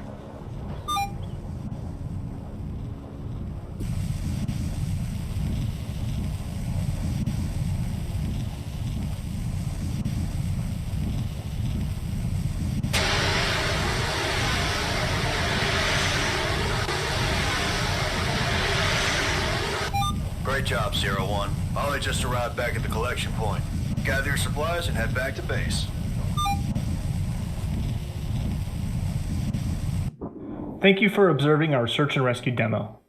During the production of this application, we relied on subject matter experts Rich McKee and Mark Sussman, two veteran Tier 1 operators with a plethora of experience using March and search and rescue. In fact, Mark helped invent the Army standard for March, and Rich leads a nonprofit that educates people on wildlife safety and search and rescue operations. While the demonstration we've shown you today is a simulation, we believe that such an application could be used on the field to assist our operators. Okay, well, first of all, round of applause to all of the participants in this event. That was fantastic. And a lot of people don't realize this, but there's no prize money associated with IronDev. It really is, an investment that each of these organizations make to support the cause. So what I'd like to do, Brian, are you on now? Hey, John, also, I just wanted to give a quick plug to the podcast, the VRARA Association podcast. We recorded an episode with all of the IronDev participants in advance of the actual winners being announced. And so we then posted the winners in the show notes. But if anyone is interested in just hearing a little bit more of the backstory and stuff like that, definitely check out the podcast. And Vicky from our team has posted the link here in the chat. Absolutely. So Brian, apologize for the technical difficulty getting in. No problem. Can you hear me okay? Yeah, we can hear you, Brian. Good. All right. So go ahead, John. No, you go ahead. I'm gonna turn it over to you, and I'll sit back. Oh, I was gonna say, so last year we did the IronDev competition. That was the first one, and we had, for those of you who weren't familiar with it, we had the teams working in one of the conference rooms there at VIITSEC, and we gave them the challenge on early Monday morning, and we said, show me something cool by Thursday night. And or Thursday morning actually. So they really only had 3 or so days to put something together, and we're really impressed with what were able to put together given the challenge when they were given it.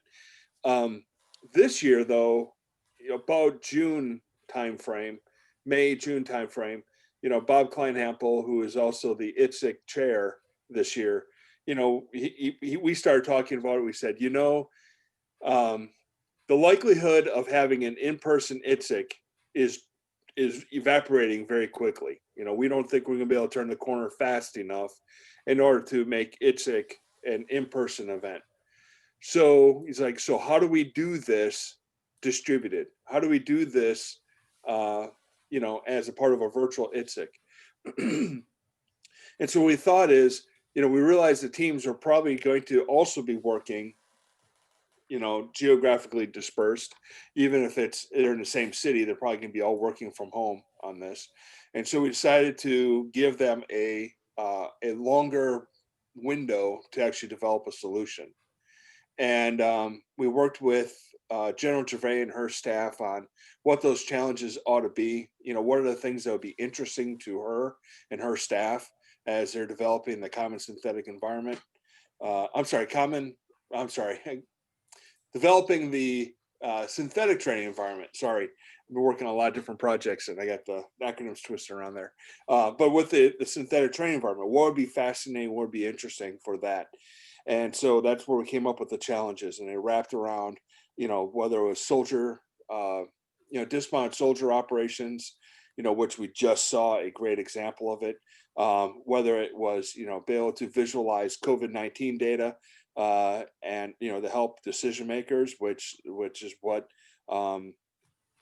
the Full Sail and Advent Health team really took on, or even, just kind of pushing the needle on how do we build out these solutions, which is what Reality Crushers, kind of focused on, was more of a broader approach of, showing the different vignettes of their solutions to these challenges. And then we had a little fun at the end, and I can share all the videos of them and the correct links for those who are keeping score at home. Showing the secret ingredient, right? So Iron Dev is kind of a cooking show inspired type event where it's like, here, put together a cool solution. And then as you're kind of plugging away, it's like, oh, hey, we got a secret ingredient that you need to put into this. And so the teams were able to show their technical solutions on November 13th. And then we handed them the secret ingredient, saying, here, now add something in that's more artwork focused. It's intended to bring a smile to the faces of those who attend virtual ITSEC. It's supposed to be one of those things like, wow, that's just cool. And this year, we looked at the theme of the future is now. And so we kind of got together as a committee, and Sophia helped, and others. And we were like, well, what should we give these teams as a secret ingredient? And we wanted to tie it into the theme of the virtual ITSEC, which is the future is now. And so we kind of arrived at this idea that, for decades, we've been kind of dreaming what today would look like. What technology would come to fruition that we would have today. And many of those things have arrived, and many of those things we now can't imagine a life without them. And there's some things that also fail gloriously, and there's some things that are just still outside of reach of us right now. And the cool thing about that technology is a lot of it's captured already in movies and books and TV shows and comic books and things like that. And so what we asked them to do is take an art focused, incorporation of grab something that you've dreamed about, or we've all dreamed about, for years, and, insert that into your solution. And we saw some really cool things. And the best part about it, frankly, was when the judges asked the teams about why they picked those secret ingredient, or why they picked that as their secret ingredient. The answers were fantastic. It has a lot to do with capturing the imagination of young kids. I'm kind of looking at Sean because he had one of the best answers. Is like, hey, I was that kid that was running around at 8 years old wondering what UFOs would be like, as an example. And so that's why he and his team were able to bake the flying saucers, baking them into their solution, which is really cool. We had Star Wars themes, we had even Planet of the Apes themes come in, and many other cool things. Well, so this, I just want to congratulate you guys, because it really was a fantastic event. For us to sit on the sidelines and kind of watch what was going on, and to, from a Unity perspective, to support the teams as they needed help. It was very clear that the goals that you guys had set out was achieved. And so congratulations, on executing that. So there were 5 teams this year, right? Last year there were 3 teams, and this year there were 5. Last year there were 4 teams. 4 teams. This time around it was 5. Right. So, as you mentioned up front, one of the things that we're kind of concerned about is right after we did the kickoff. I'll leave the name of the team off, but there was a team that came back and said, right after the kickoff, they said, hey, you didn't mention anything at the kickoff about prize money or contract award or anything like that. We're like, yeah, that's not a part of this. And they're like, well, we're a small company and every minute matters. So we're going to have to drop out of this, and so, very early on, they dropped off. And that was something we knew that this was going to be an investment by those who were going to compete, a personal time investment, and their companies had to be able to support that, whether they're a small company or a large one, And so we also realized that many times teams are going to be able to take things that they've already kind of been working on for other things to be able to apply it to this solution. Right. So let's do this. Let's take an opportunity to talk to each of the competitors and ask a question or two. And maybe I'll start off with Dan. Dan, what kind of inspired you guys to come up with your solution with Advent Health? Well, first we really wanted to do something with data, but we didn't know. I mean, it was COVID, right? And we're up there in a cloud with a group of people, so it really just seemed like the thing to do. Great idea at the beginning, but then figuring out what that meant was really the journey. So what was something that was a realization or an epiphany that you guys came to halfway down the development path? Well, like I said in the video, we'd been going back and forth with their data visualization team, and several of the people on the team were like, well, we could do this on a website. And I kind of agreed with them. Why do you need this technology? But then the whole epiphany that I got was kind of related to how Florida deals with any kind of emergency. There's always like people that haven't trained together, that have to come together. And when we discovered that they actually did have one command center here in Florida, coordinating all the hospitals for emergencies, and that they're having this, it's brick and mortar. During a pandemic, people would have to travel and meet in person, or they'd be talking on cell phones and things just to get to the data. And it seemed pretty obvious, the idea of getting an option other than brick and mortar, but also getting people together without having to travel.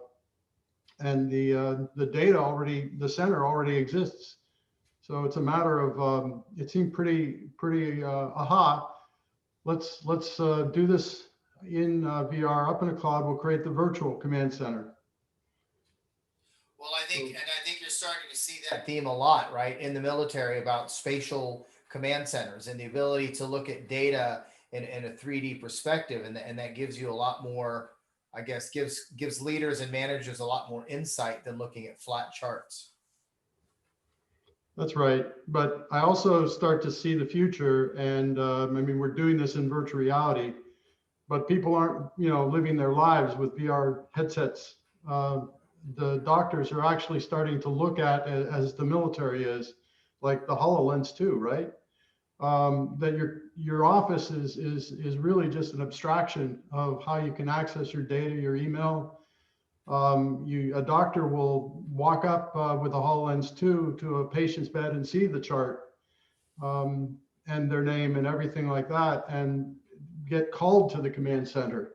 And it's all just done, ethereally through the internet. And that's the future we're looking at. So it's just I see that there's a lot of command centers that are virtual, but I also can see the future. So more innovation from VARJO. I love John Burwell. I love what you guys have been doing. Yeah. So Sean, you guys, your company built one of the first VR battle royale games. Did you leverage a lot of that experience bringing it into this challenge?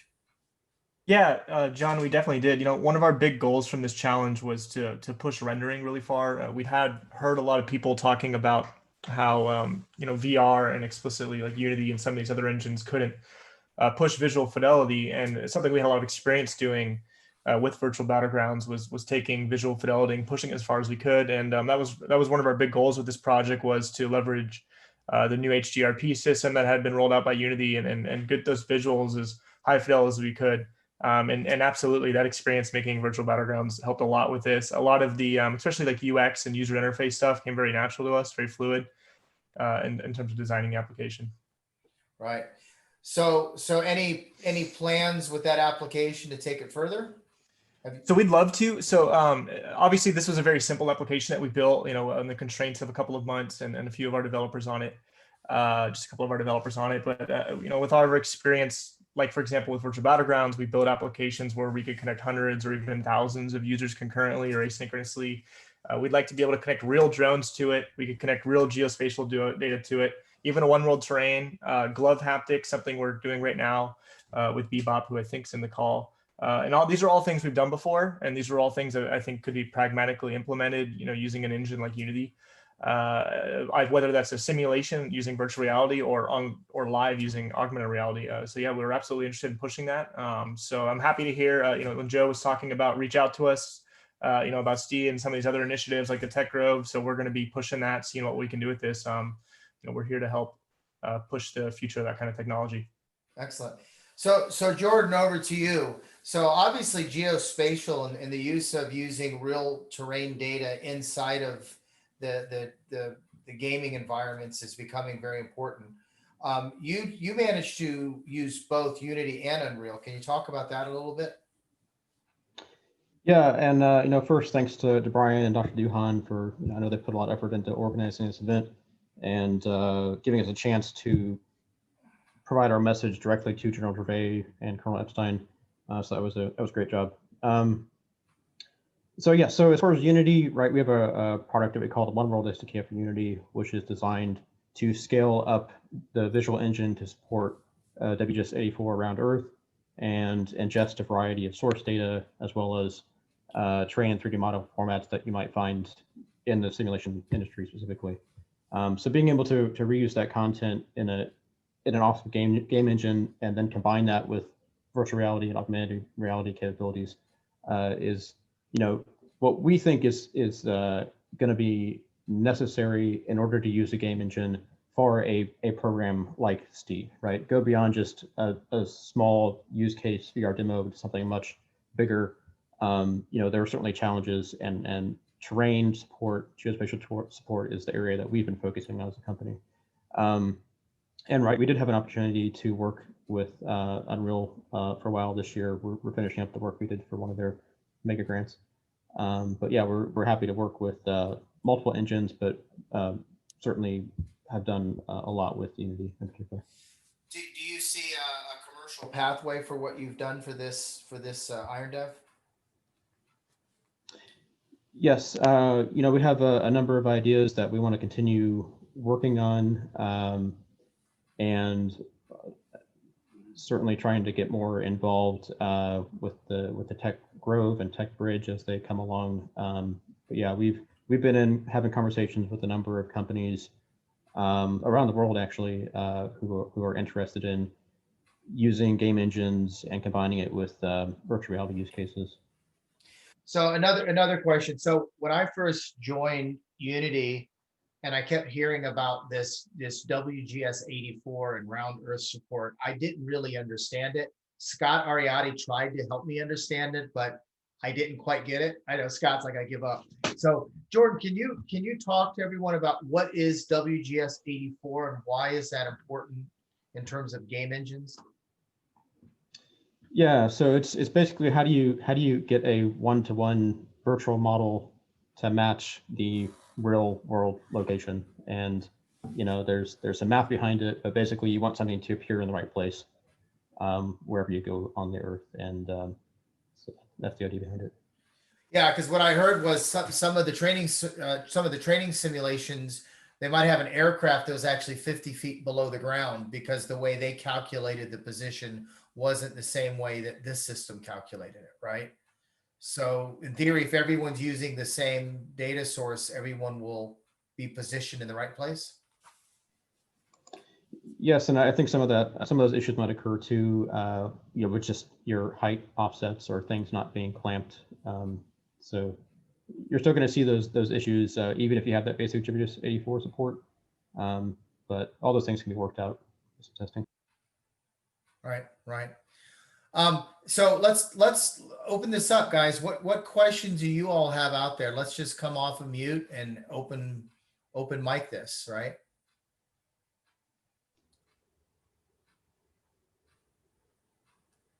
I know someone's got a question or a comment. This is just a general question. I mean, like how much time would you guys say from I mean, everyone has full-time jobs and doing other things. And I, along with Sophia and Bob and some of the others, loved the idea even coming out of abstract reviews last year or 2 years ago when Iron Dev was sort of concepted. And so I love the idea of it even without a prize. But Mike, the question is really for you guys working in this on a regular basis. I know full well seeing these things, even though they may have been a 1, 2 person, 3 person, maybe a 5 person team developing, it takes a long time to do that. So do you just like take a break for 2 weeks before VIITSEC and do this and sort of work on this? Or are you guys co-opting this? How does the development process happen while you're sort of working on other stuff?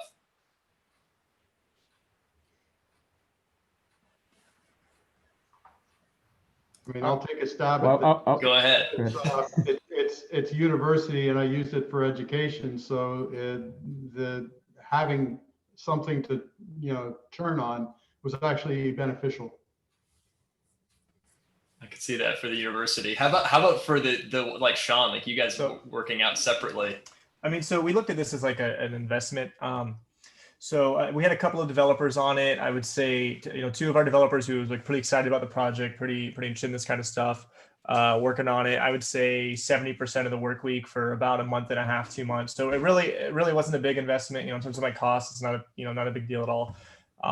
So it was really more about the business opportunity, getting to have have General Gervais look at it and see the thing, and all of you wonderful people look at her and see the thing. We look at it as opportunity costs. So it wasn't a big deal for us to invest in that and do something cool. And frankly, we'll probably reuse the application for other various things too. So there's lots of opportunity there. That's how I'm looking at it. Yeah, and Caroline, one of your roles is managing the incubator office here in Research Park. So thanks for allowing us to work evenings at the facility. Nights, weekends. Yeah. No, you are most welcome. Yes, we are proud to make sure everybody knows that Symblocks is a client in the UCF Innovation District Incubator and Research Park, and very proud of what they've done. Well, what constantly amazes me is just the amount of collaboration that we've got in this simulation and training community. Even though a lot of it's kind of centered here around Team Orlando, this is really propagated around the United States, and it's really interesting and it's special. And I don't think people outside of it really understand, the uniqueness of this. So we're just building on that with the Orlando Tech Council. I see Mr. Garcia on here as well. He's on the Tech Council, as am I. John Myers represents Team Orlando on there. We have this amazing long-established collaboration with Team Orlando, and now we have all these other initiatives in the community that are just building on top of that, which is really a beautiful thing to see. Yeah. So Sean, I heard a rumor that we could potentially make your project available, the source code available to the community through a partnership with Unity. You want to comment about that? Yeah, so that's something that we're going to be doing here, considering this was built, for the community, for like an open event. There aren't any immediate business goals for it. We're going to, hand it over to your team, John, and we're going to make it open source, and anyone can download it and get a look at it. You'll see how easy it is to work with. And I think we might end up writing a little blog post too on how we built it. Spend a couple days writing that or something. Should be fun. Yeah. So this is, you guys heard it here first. We're going to work on the logistics of how to get this source code out to people, kind of like what Unity does with some of the developer projects, so that community can build on it and expand it. And we might run even some kind of competition, some challenge where other companies can add capabilities. So if you look at that demo where you actually had the orienteering and you had the compass in there and the drone coming in, what other things could we build onto that? Could we bring some of the geospatial stuff in, Jordan, from your side into that particular application? Are there other things, John from VARJO, can you guys have your guys, what does it look like on the VARJO device? And there's some capabilities there. So we kind of want to make that available to the community to build on. So if you guys have any suggestions or ideas, please send those to me. We'll need a couple of weeks to get through, I guess, the legal process of making that source code publicly available, but hope to have that out before the holidays. Cool. Looking forward to it, John. Yeah, and Kevin, that's really cool. Kevin Nicholson's on here. We want to, how do you integrate some of the haptics? If you saw that the march, resuscitate the victim, are there some haptic stuff that we could put in there too? So Kevin dropped out, but I can tell you, because we're working with him, that is definitely a possibility. So we'll have to loop him in. There's really cool stuff they're doing with the haptics gloves. Yeah. And the other plug, I try not to plug Unity too much just because I want this organization obviously to be neutral, but so putting my Unity hat on, this used the Unity HDRP rendered pipeline. And to my knowledge, it's the first time someone's used HDRP in a VR government type of training application. We've done some stuff with automotive companies, but this is the first time. Yeah. And I can tell you that video that you guys see on the screen of these things, it doesn't look anything like when you see it in VR. It's just phenomenal. It's just so realistic. I think General Gervais even made a couple of comments about that in the feedback sessions. She did. And I will say, as confirmation, we had to update to like the absolute latest version of Unity, or like within a month, to get it to work with VR. So I don't think anyone has actually done that in VR before, or at least not in the milsim sector. I certainly haven't seen anything like that in commercial games yet either. That'll probably be changing here soon. It actually runs pretty well. So I was surprised with a few optimization tweaks. And General Gervais did make a few comments about how nice it looked. So that's good. And we work with all engines. I know, John, you're a Unity guy. We keep this as democratic as possible, but yeah, you guys have done a good job there. Oh yeah, I worked very hard on it over the weekend on making sure that HDRP technical stack was. Sure you did. Okay, guys, we're open. Social hour. Any topics or anything else that you guys want to discuss or throw out there? Scott, do you have a cold beverage that you're sitting on? I do not. I'll have to go downstairs. Hey, Scott, I do like that branded background. That's very nice. Thanks. Yeah. Well, if I may, let me put my video on. I would like to introduce myself to the community, because I came to Orlando right before we shut down for the pandemic, so I didn't have a chance to say hello to everybody. I'm Carolina Cruz Neira, and a lot of people know me because I'm the person that created the CAVE virtual reality system 25 or 27 years ago. And I've been doing quite a lot of things in the VR and AR arena since then, not only with the CAVE, but with other devices. So I joined UCF last January, and I haven't had a chance to meet most of you, unfortunately, but I hope as we get over the pandemic, I'll have a chance to interact, because a lot of the things that, for example, have had been presented today, and some of the other VARA meetings that I have attended really have a lot of intersections with the kinds of things my group is working on and is interested in working. So not only just to let you know, I'm in Orlando. Well, and welcome to the community. Glad to have you. If there's anything you'd like to, work with the VRARA Association on, any of the committees or anything, or work that research you're looking, please reach out and we'll connect you. Yeah, definitely. And like I said, right now, it feels that I'm not here yet, because like I say, I arrived and we went into lockdown. So I'm still in a rental house surrounded by boxes. so it doesn't feel to me that I'm actually here yet, but definitely I would like to be more involved with the local VARA efforts and some of the other things that I've seen discussed in the different meetings that I sort of quietly attended. But thank you. Yeah, well, welcome. Hey, John, I have one thing I'd like to share, just if anybody's interested. Last month, Blue Drop Training and Simulation up in Canada finished production of the portable hoist mission training system, which is a VR hoist trainer for rear crew helicopter guys.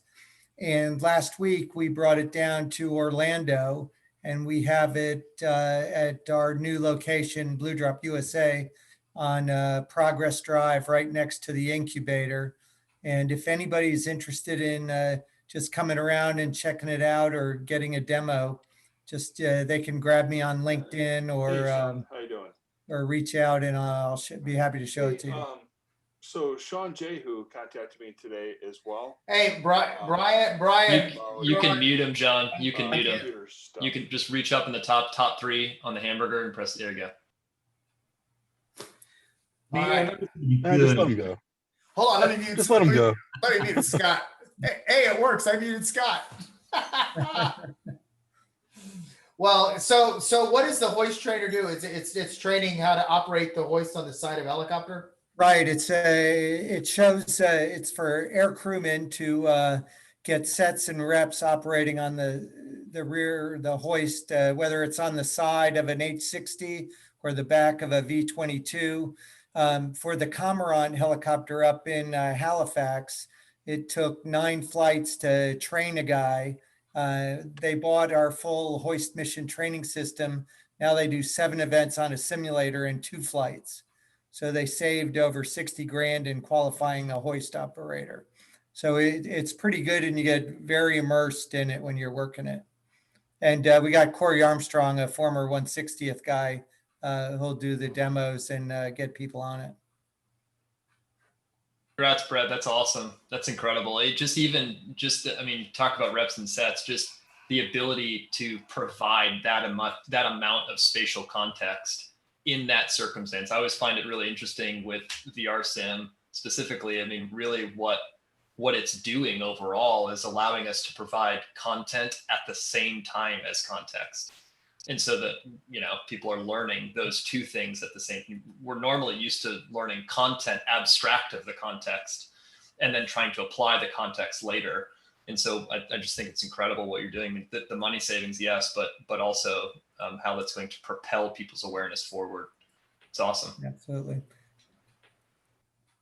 Yeah, look forward to sharing it. Just reach out if you're interested. Brett, count me in for a few reps. I'm probably going to swing by there just to see what you got. Hey, sounds great.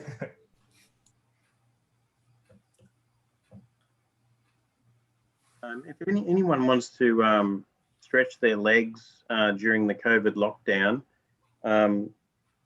we've got a big facility in Orlando at Lockheed Martin, a big demo center, and we've got a ton of different AR and VR systems there that we can play with. So if people are interested, I can organize, through the coordination with your group, John, to have a visit. We could have a group of folks come in. Obviously, mask wearing is mandatory, but everything can get wiped down. We've got Unity, we've got Unreal, we've got Prepared, we've got VARJO, we've got HTC, we've got the whole works, plus augmented reality. So I'm happy to host an event if people are up for getting out and about, and we'll maintain separation. We can make small groups pass through whatever. We can also do a completely virtual event from our demo center, but we all know VR lag isn't great. So if people actually want to come and talk about some of the technologies with our engineers, or even talk about business opportunities, we're happy to host an event like that in the future. So Rob, can you post your email address or LinkedIn profile into the chat so people can, and then I can do that.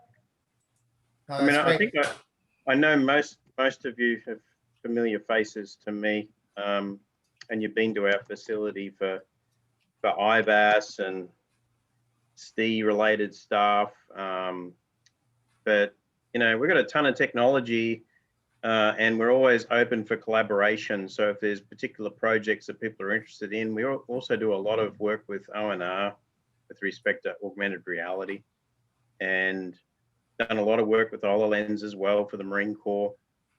People might have good ideas. I know a lot of small businesses have a lot of innovative ideas, and we want to encourage that growth of STEM in the area.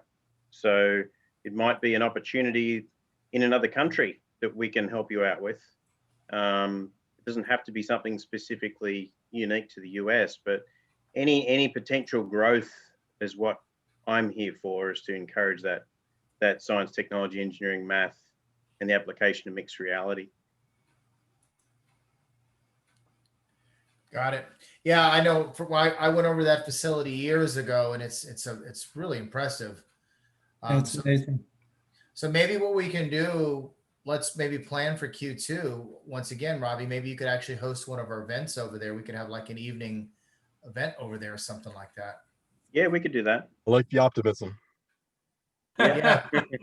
So interestingly, we have actually had a few events physically at our facility. We had Aaron Saunders through and have entertained a couple of general officers from other countries that wanted to come over regardless of COVID and VIITSEC going virtual. And we have organization within our facility to cater for full separation. We're very strict on everything, but we've already had a lot of physical demos very successfully in the last couple of months. You know, but we can still do full virtual as well. We've set up our systems internally to do multiple channels, so you can observe people in the loop.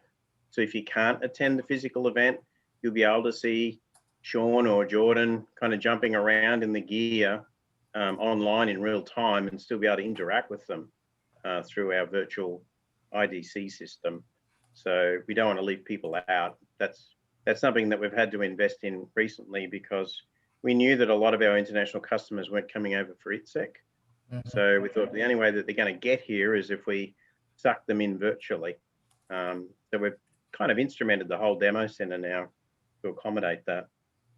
Something that the tech bridge and that might learn from as well, because we've done a lot of research into the different technologies and products and the security aspects to make that a reality.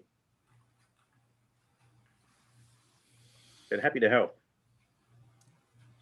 Is it Shelley Peterson from Lockheed? She's working on the NASA program.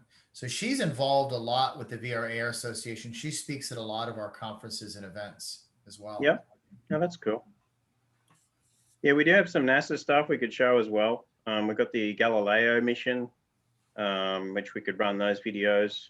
But the other thing I can do is if there's no time slots, I can post a lot of links to a lot of the videos of our gear, because we've made sure that all of our technology is available via Vimeo. So you get a password to log in and watch the videos, and they're all public release. So you can distribute the videos as you like. And we'll give you the points of contact for technical folks if you want to start asking a lot of questions about the technology. I guess one of the challenges that Lockheed has is, because we do large scale programs, we tend to get a lot of different requirements from all around the world. And so every customer wants something different.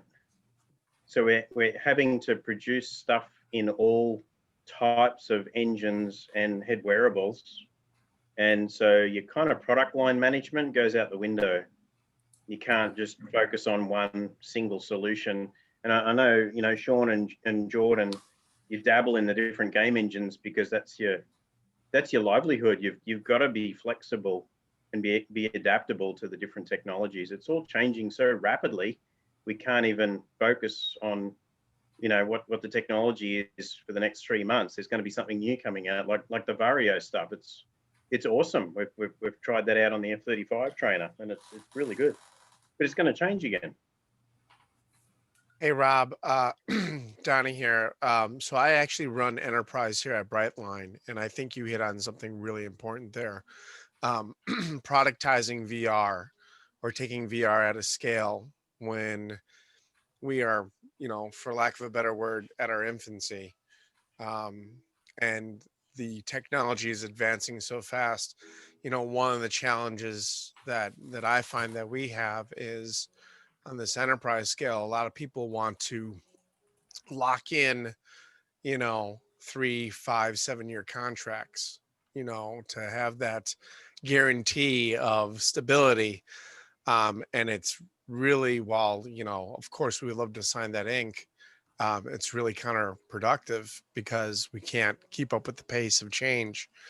And I'm just curious for the rest of the group here, you know, Sean, I do have to say, I have to give a shout out to Sean. I'm an avid gamer. Like I said, I came from esports, so I love your Battlegrounds game. I love what you did for Halloween with the pumpkin heads. That was pretty cool, dude. You know, when we're talking about content, that's one thing. Like in the video game industry, coming out with new content packages is one thing. But how is everybody else addressing these people like John who are coming out with these headsets that are revolutionary in every generation, and then trying to think about how do we apply this technology that's going so fast that, you know, it's very hard for us to think about an enterprise product that a lot of these enterprise clients want to be this thing they lock in for a long-term, you know, type of solution. I mean, how are people dealing with that? I'll open that to the floor. I don't think you can, right? It's all about an open architecture that allows tech insertion and having a contract that allows that tech insertion to occur.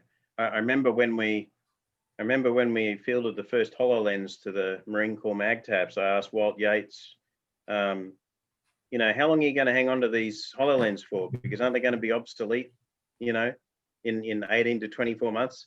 And he said, well, that they're expensive at the moment, but we envisaged we would throw them in the trash after probably 2 years. And we would then buy cheaper, but more powerful glasses in the next iteration. And that's something that we're grappling with for the Army Training Management Maintenance Program, ATMP, where you've got so much obsolescence issues in that old tech. It's been around for 10 or 20 years. You've got to get into a battle rhythm of refreshing your technology every 2 years. And because of RMF, you've got to update, you know, patch and update your OS. You've got to do your hardware. It's kind of a continuous cycle.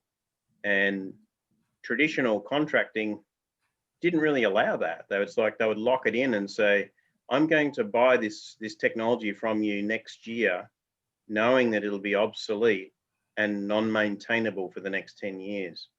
And a lot of the customers around the world are getting smarter on that, but they still haven't really cracked the nut. They're still trying to work out, how do I make a operation and maintenance contract that allows me to change the technical baseline year on year? You know, that's a real challenge that we're experiencing at the moment. And some of that can be solved with training as a service. Yeah. But that requires a lot of outlay. It's like, okay, you want me to build 100 simulators and you want me to manage the upkeep of those simulators year on year, and I'm going to charge you a fee to use that equipment. And meanwhile, there's this warehouse or this dumpster out the back. I'm just going to keep pushing the old stuff into the trash. It's not a great idea either. I mean, as an engineer, I shudder to think that you're going to throw technology in the trash every couple of years, but that's the reality. It's all getting cheaper and more powerful. So I think, you know, looking at it from like Unity's perspective, so the most expensive part of the training element is creating the content and recreating the content and recreating the content, right? So if we can shorten that and provide an architecture that you can build at once, and then as the technology changes, you can redeploy it. Now, obviously the content's going to get better and better, but I know that that's a problem set that, you know, we've got 1,400 R&D guys working on now to try to simplify that. But I think, like you said, those open architectures are going to be critical to enabling longer term use of the content. I'm trying to find the right words there. It's late, but you know what I'm getting at, right? Let me jump in there on that, John. So I'm not an expert here in this field by any means, but as someone who's built, you know, I have at EA, for example, I was on like one of the lead designers on Madden. So I've been, leads on these multi-billion-dollar software initiatives, as well as virtual battlegrounds. We've built it over the course of several years. I think it's really important to use an engine, whether it's Unity or Unreal Engine or some other engine, at least if you're a smaller company like mine, that's constantly being maintained and updated. Like when we were developing virtual battlegrounds for the last 3 years, the software was always being updated on the back end, and it was always compatible with whatever the latest hardware was. We didn't have to think about that. It was just something that these other large companies were doing. So for us, from a software development perspective, choosing a technology that we know is going to grow as the hardware grows. Now, in terms of thinking about the hardware, I don't have an answer to that question, but in terms of developing the software, that was really beneficial for us. I just also want to, Donnie, I really appreciate that you mentioned Pumpkinheads, because that means you're actually a fan of our game, because not very many people know about that update, man. And I also really liked when you started talking about virtual events. We should definitely talk offline at some point, because there's some crazy stuff we're doing in the future with virtual events that I'd love to talk to you about. But, I would love that. That would be awesome. Yeah. It's interesting because I could argue both sides on hardware and content. I think there's an argument to be made that the content, John, is actually easier than ever to create now. Yeah. The question comes to how many dials do you want to tweak? How realistic do you want it? Like there's so many aspects as far as the discovery and requirements of what the content needs to do, because as we all know, it doesn't need to be photorealistic to accomplish the job for training, right? It is more about the execution of the content. Does the content convey the education that it needs to convey in an appropriate manner? Some people get a little caught up in SOS, shiny object syndrome. And they go like, well, we want this to look realistic, and they get sidetracked from what are we trying to do here? So I would say that the content engines actually have gotten really perfected in for us being able to make the content. The part of the salesperson is to make sure that we're getting the appropriate requirements and helping the customer narrow in on what is it, why is the first reason we're having this conversation, what are we trying to accomplish, right? Because content gets really expensive when it's not really well defined. And if it's really well defined, then you can execute on that. The hardware, to your point, keeps getting cheaper and cheaper, and the capabilities keep getting further and further. Sean, I always talked about, I worked with EA, so I worked with Todd Citron, on the competitive gaming side. And the one thing I always said about, gaming is the hardware would always outpace the software, in the sense that hardware exponentially has just gotten better and better and better and better and better. Now you have your every so often you have your Cyberpunk 2077 that brings everything to its knees. But that being said, for the most part, the hardware just keeps getting cheaper and faster and faster and cheaper. So how do you then talk to a military client or an enterprise client that they're used to signing something that is 5 years, and we want you to guarantee that this program is going to work for 5 years? Now, the hardware refresh thing, I like that, but I am also with you. I don't want to get rid of the hardware. And the problem is we don't know what we don't know right now, because immersive technology with this, this crazy thing called the spatial web happening, and 5G and mech computing, and there's all these convergence that are having this perfect storm that are creating capabilities that all of us on this call have an idea of what this is going to look like, but really we don't know what this is going to actually be in a year, 2 years from now. Even the adaptation of consumer wares and what's happening with our mobile devices, and how people are going to be more and more becoming friendly and familiar with spatial content.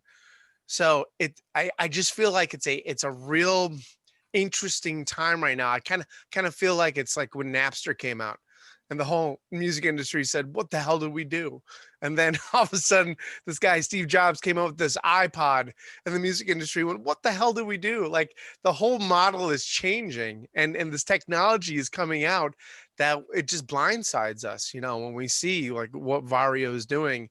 Suddenly this idea of what we had for the perfect training simulation, platform and ecosystem. We'll plug in this hardware, and then a piece of hardware comes out that revolutionizes everything, and it takes advantage of 5G. And suddenly this thing you just sold to an enterprise client, it's outdated, and it's not as compelling.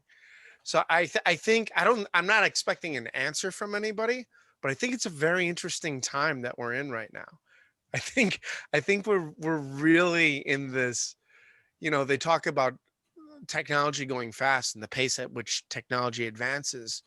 I think we have such powerful tools, and we're capable of doing things that we don't even realize we can do right now with the existing tools. And these tools just keep getting better and better and better and better. And so we're building, this analogy, we're building this plane as we're trying to take this thing off, and we keep finding better wings and engines. I don't know. Think about if you were defining your requirements for 2 years for like the STI, and then you get it all nailed down, and by the time you get through acquisition and prototyping, the technology shifted again. Yep. Well, and that's the problem with the military, right? And the DoD as a whole. We've got to break down the barriers and figure out how we're going to, streamline our acquisition process. We see that with the SBIRs.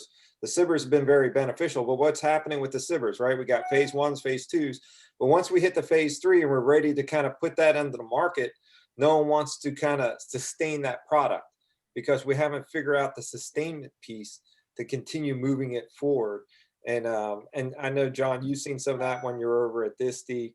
And I know some of the other guys and gals out there have seen that as well, is that, okay, now I'm ready to get this product going. It's good. Everybody's shaking their heads. Let's do it. But then all of a sudden the military is like, well, how are we going to keep this thing going? No one wants to sustain it along the way. And this is something the DoD has to get through if we're going to continue with this newer technology. I think the architecture approach that all of the services are adopting now is the way to go.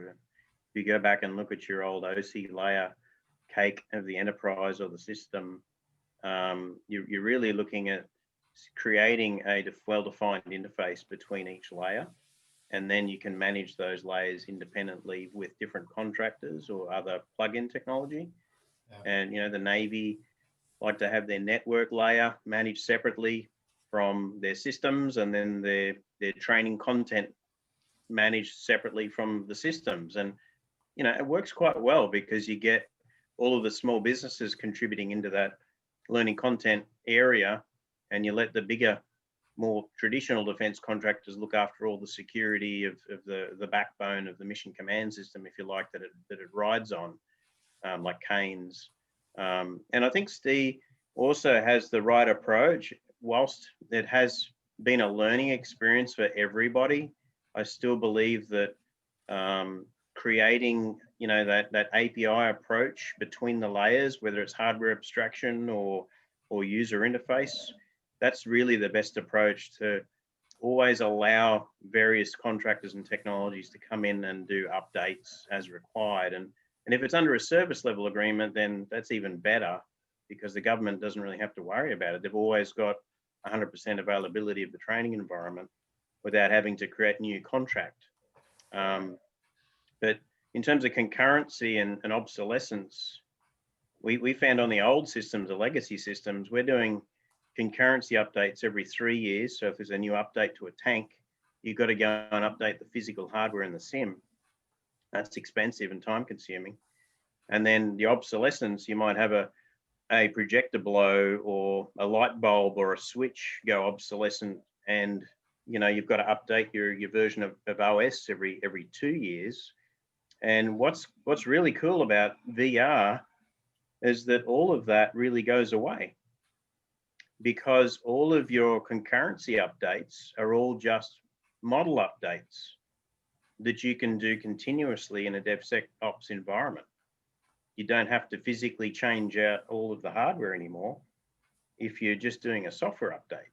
So things are definitely getting better with the improved technology, but you've still got to manage it really carefully. And the contracts have got to allow people to do it the best possible way and still make money, right? Yeah. We can't give everything for free. You've still got to be able to make money. So I think contracting command is is learning this fairly rapidly, and it's not limited to Army, it's AFWorks as well are going through this process. They're all learning as they go on how they can be more agile and adaptive. Yeah, and this is Colonel Bill Morrell with the DCFT. I think what's helping us too with future helicopters and systems are that we're getting more of glass cockpits and glass panels, so there's less buttons overall, I think, and you're able to then model that through simulation, or just it's a computer visualization versus having to retrofit or re-engineer buttons and switches and things like that. So I think that's helping both causes, if you will. Yeah. I think standardization is still a bit tricky because in CISO we talked about having a standard for augmented reality.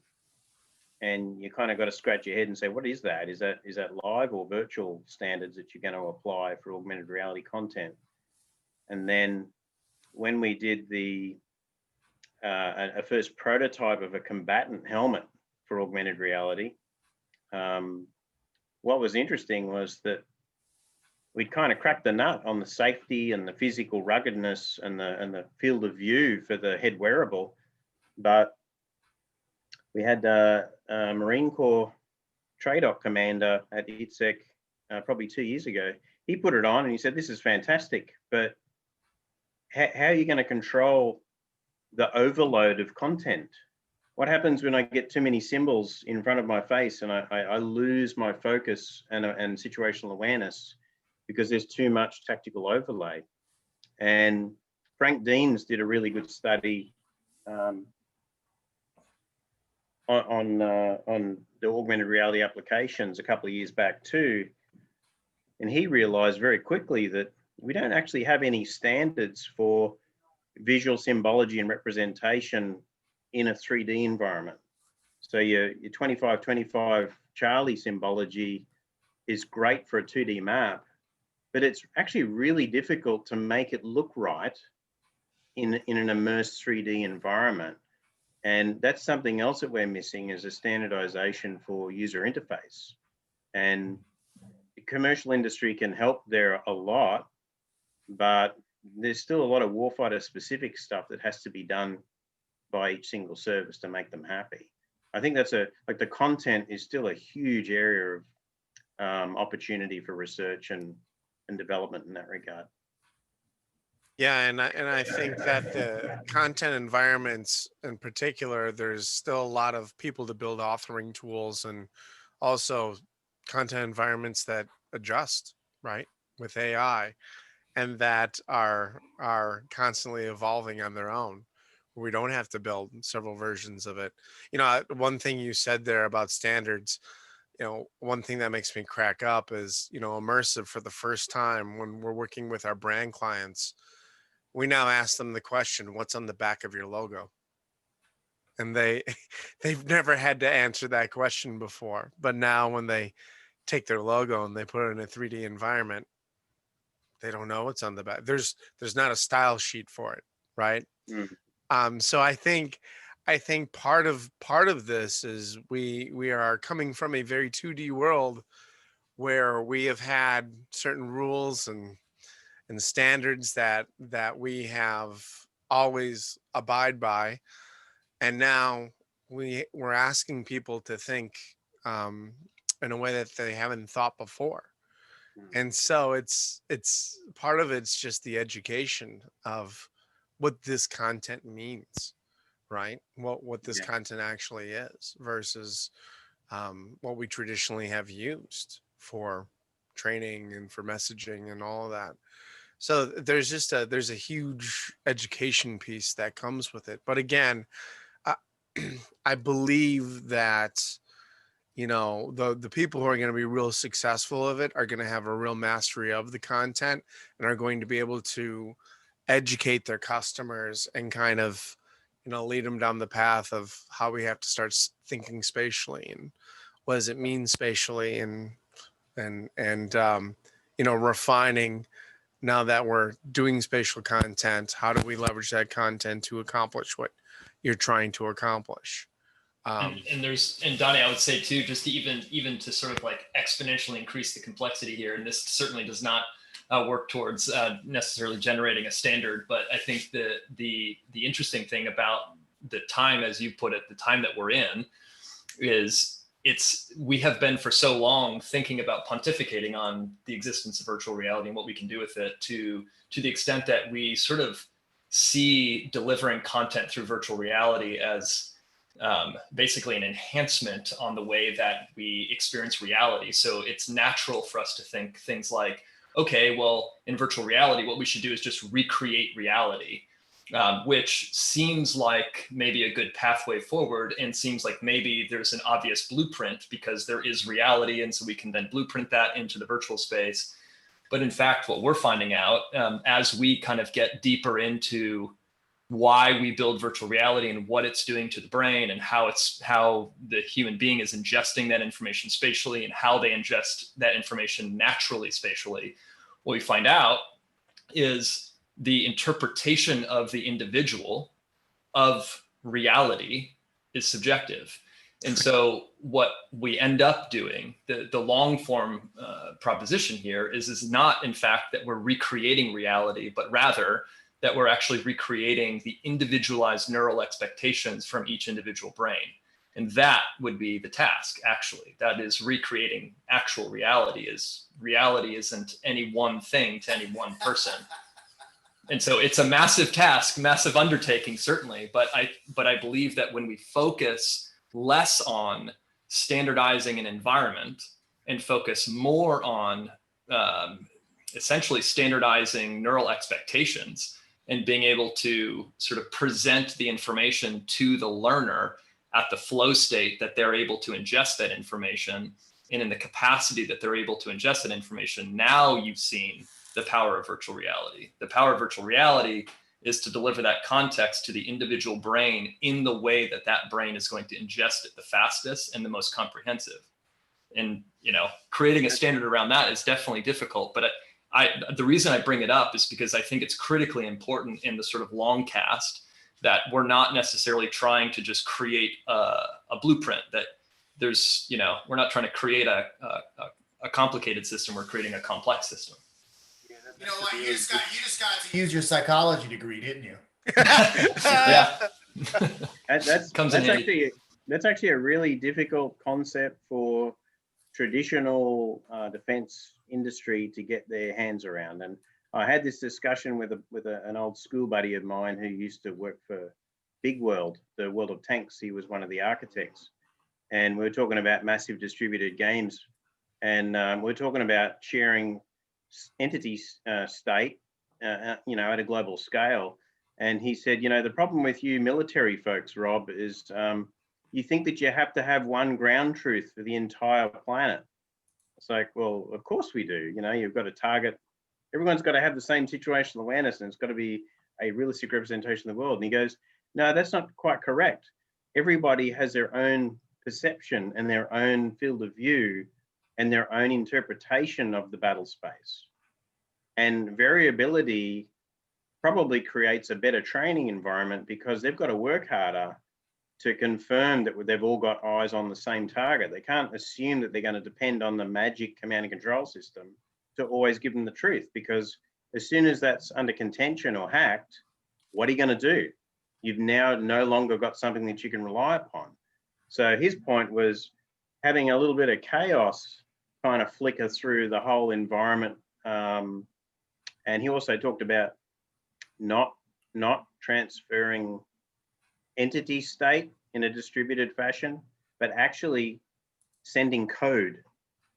So it's almost like sending an AI model across the planet to another server rather than sending the true entity state. And this guy is a mega mind on game architecture, and he got so frustrated with it all that he gave up, and he works for Oracle now. But he always is a good sounding board for my traditional thinking. And I think the traditional thinking has been good and it's been bad. Like, I would tell you that the worst user interfaces I've ever seen were made by Lockheed Martin on US Army programs. And that's because we followed the requirement and we answered the mail and we were done. We didn't have to do any training needs analysis. We didn't have to do any user design. There was none of that. And now with the game industry, I think there's a huge potential for academia to do more research in more improved user design and user experience and storytelling to populate that synthetic environment, because that's actually more important to get your head around the mission than trying to just focus on shooting this little space invader on that back of the screen. I Rob, think I should invite you to a session where I teach my students game math in virtual reality. Okay, that sounds good. I've always been impressed going over to Full Sail, that's for sure. Rob, if I picked up one thing from that, it's that Oracle will hire Sean. So there you go. Well, you want to go there. Well, you know what? While we're all talking here, I mean, I've been reflecting on some of the things that I'm seeing coming down the pipe internally, and some of the stuff our commercial customers are doing, and they're moving out. I'm going to use that term. They're moving out, and I think we're getting to a point where commercial adoption and application of VR is going to potentially outpace what's going on in the military. Does that make sense? Absolutely. Yeah, absolutely. Totally does. And you got to ask yourself then, who should you be working for in 10 years' time? Should you be working for a game company to do military training, or like an operating system company, or I've seen a lot of transition. Like you've seen Walt Yates go to Epic Games, and we just had one of our training directors from Lockheed go to Epic Games as well, Mark Collins from the UK. And I've been talking a lot with those guys, and it's like, wow, this must be a really new and exciting experience. And they're saying, absolutely, this is completely different to what we're used to. And I think that's really exciting. Getting those non-traditionals in the hot seat and letting them have a run at it, and letting the customer learn through that process and not be overly prescriptive on the requirement. I think there's a lot of fruit to be reaped, and it's going to absolutely revolutionize how we do acquisition. So think about your next experience watching a football game when you're sitting in your VR headset and you're watching it, and you're actually part of the entertainment. And when, let's say soccer, Messi shoots a goal, you can now go to any position on the field, see how he shot the goal. If you want to take it from the goalie's view, you can see the ball coming at you. You can put yourself anywhere in that live scene.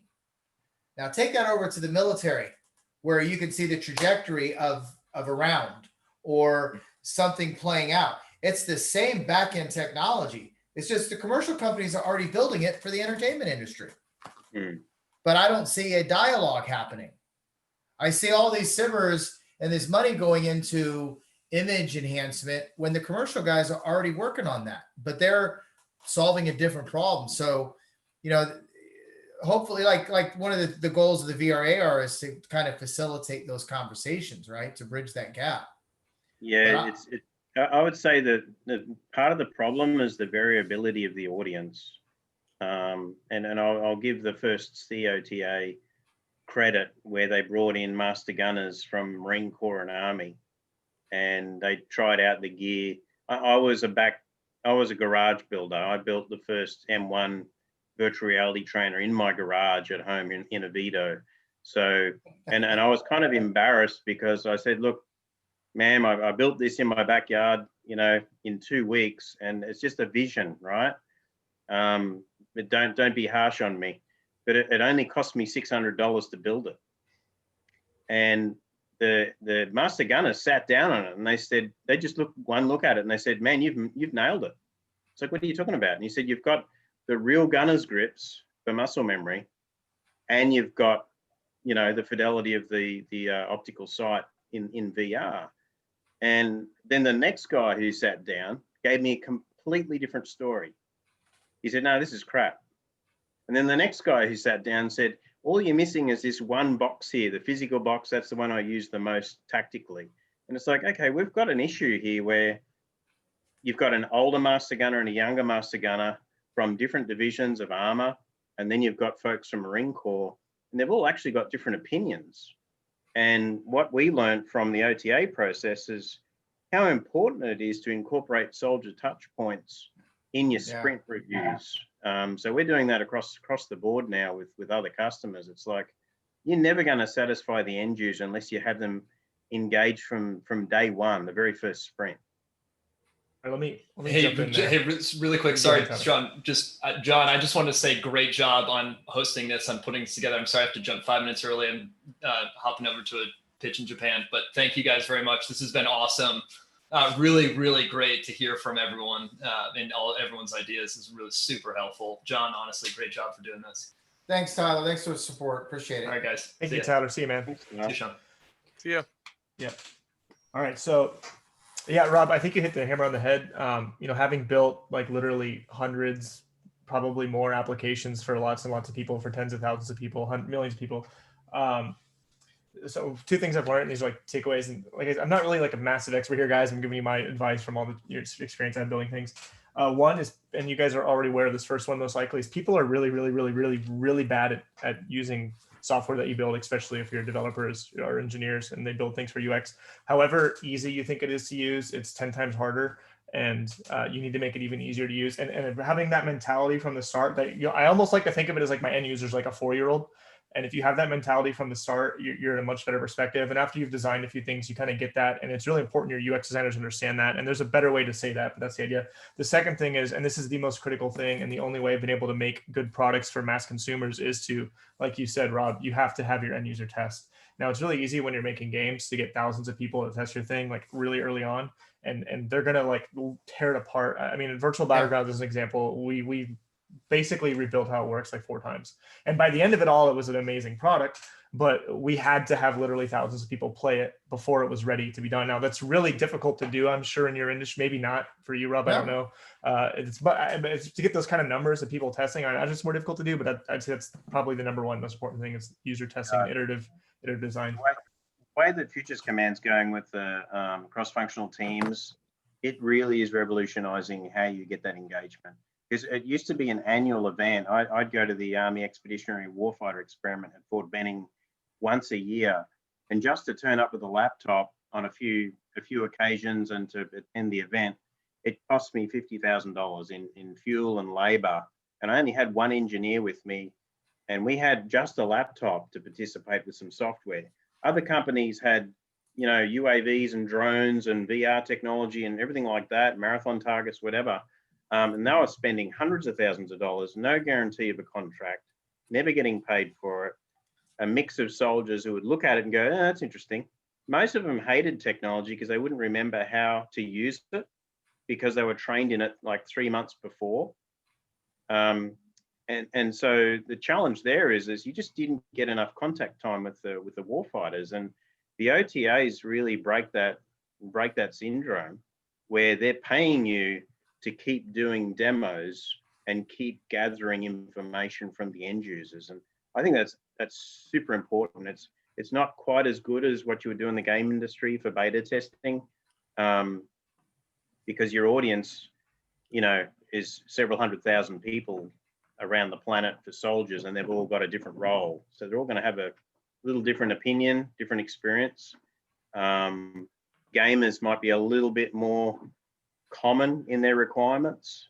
They just want to play the game, have fun, and it needs to be just hard enough to be fun, but also not too hard that they can actually complete it and be satisfied.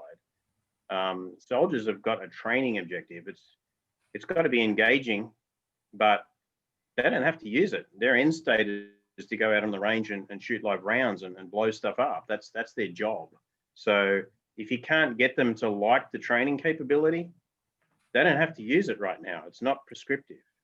And that's a real problem. If it's not engaging and they're not comfortable with the fidelity, and that the training unit officer doesn't believe that he can trust the system to give him repeatable training capability, then you've got a problem. So it's not just the user interface, it's what does the system actually deliver?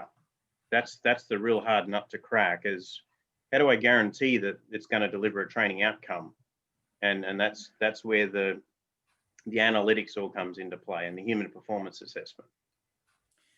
Okay, on that note, let's wrap it up here. Any, as they say in the Army, any last alibis? Cheers.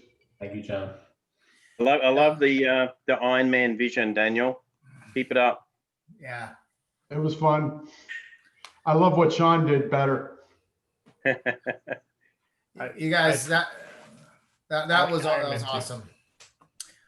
All right, folks. Well, I'm going to stop recording.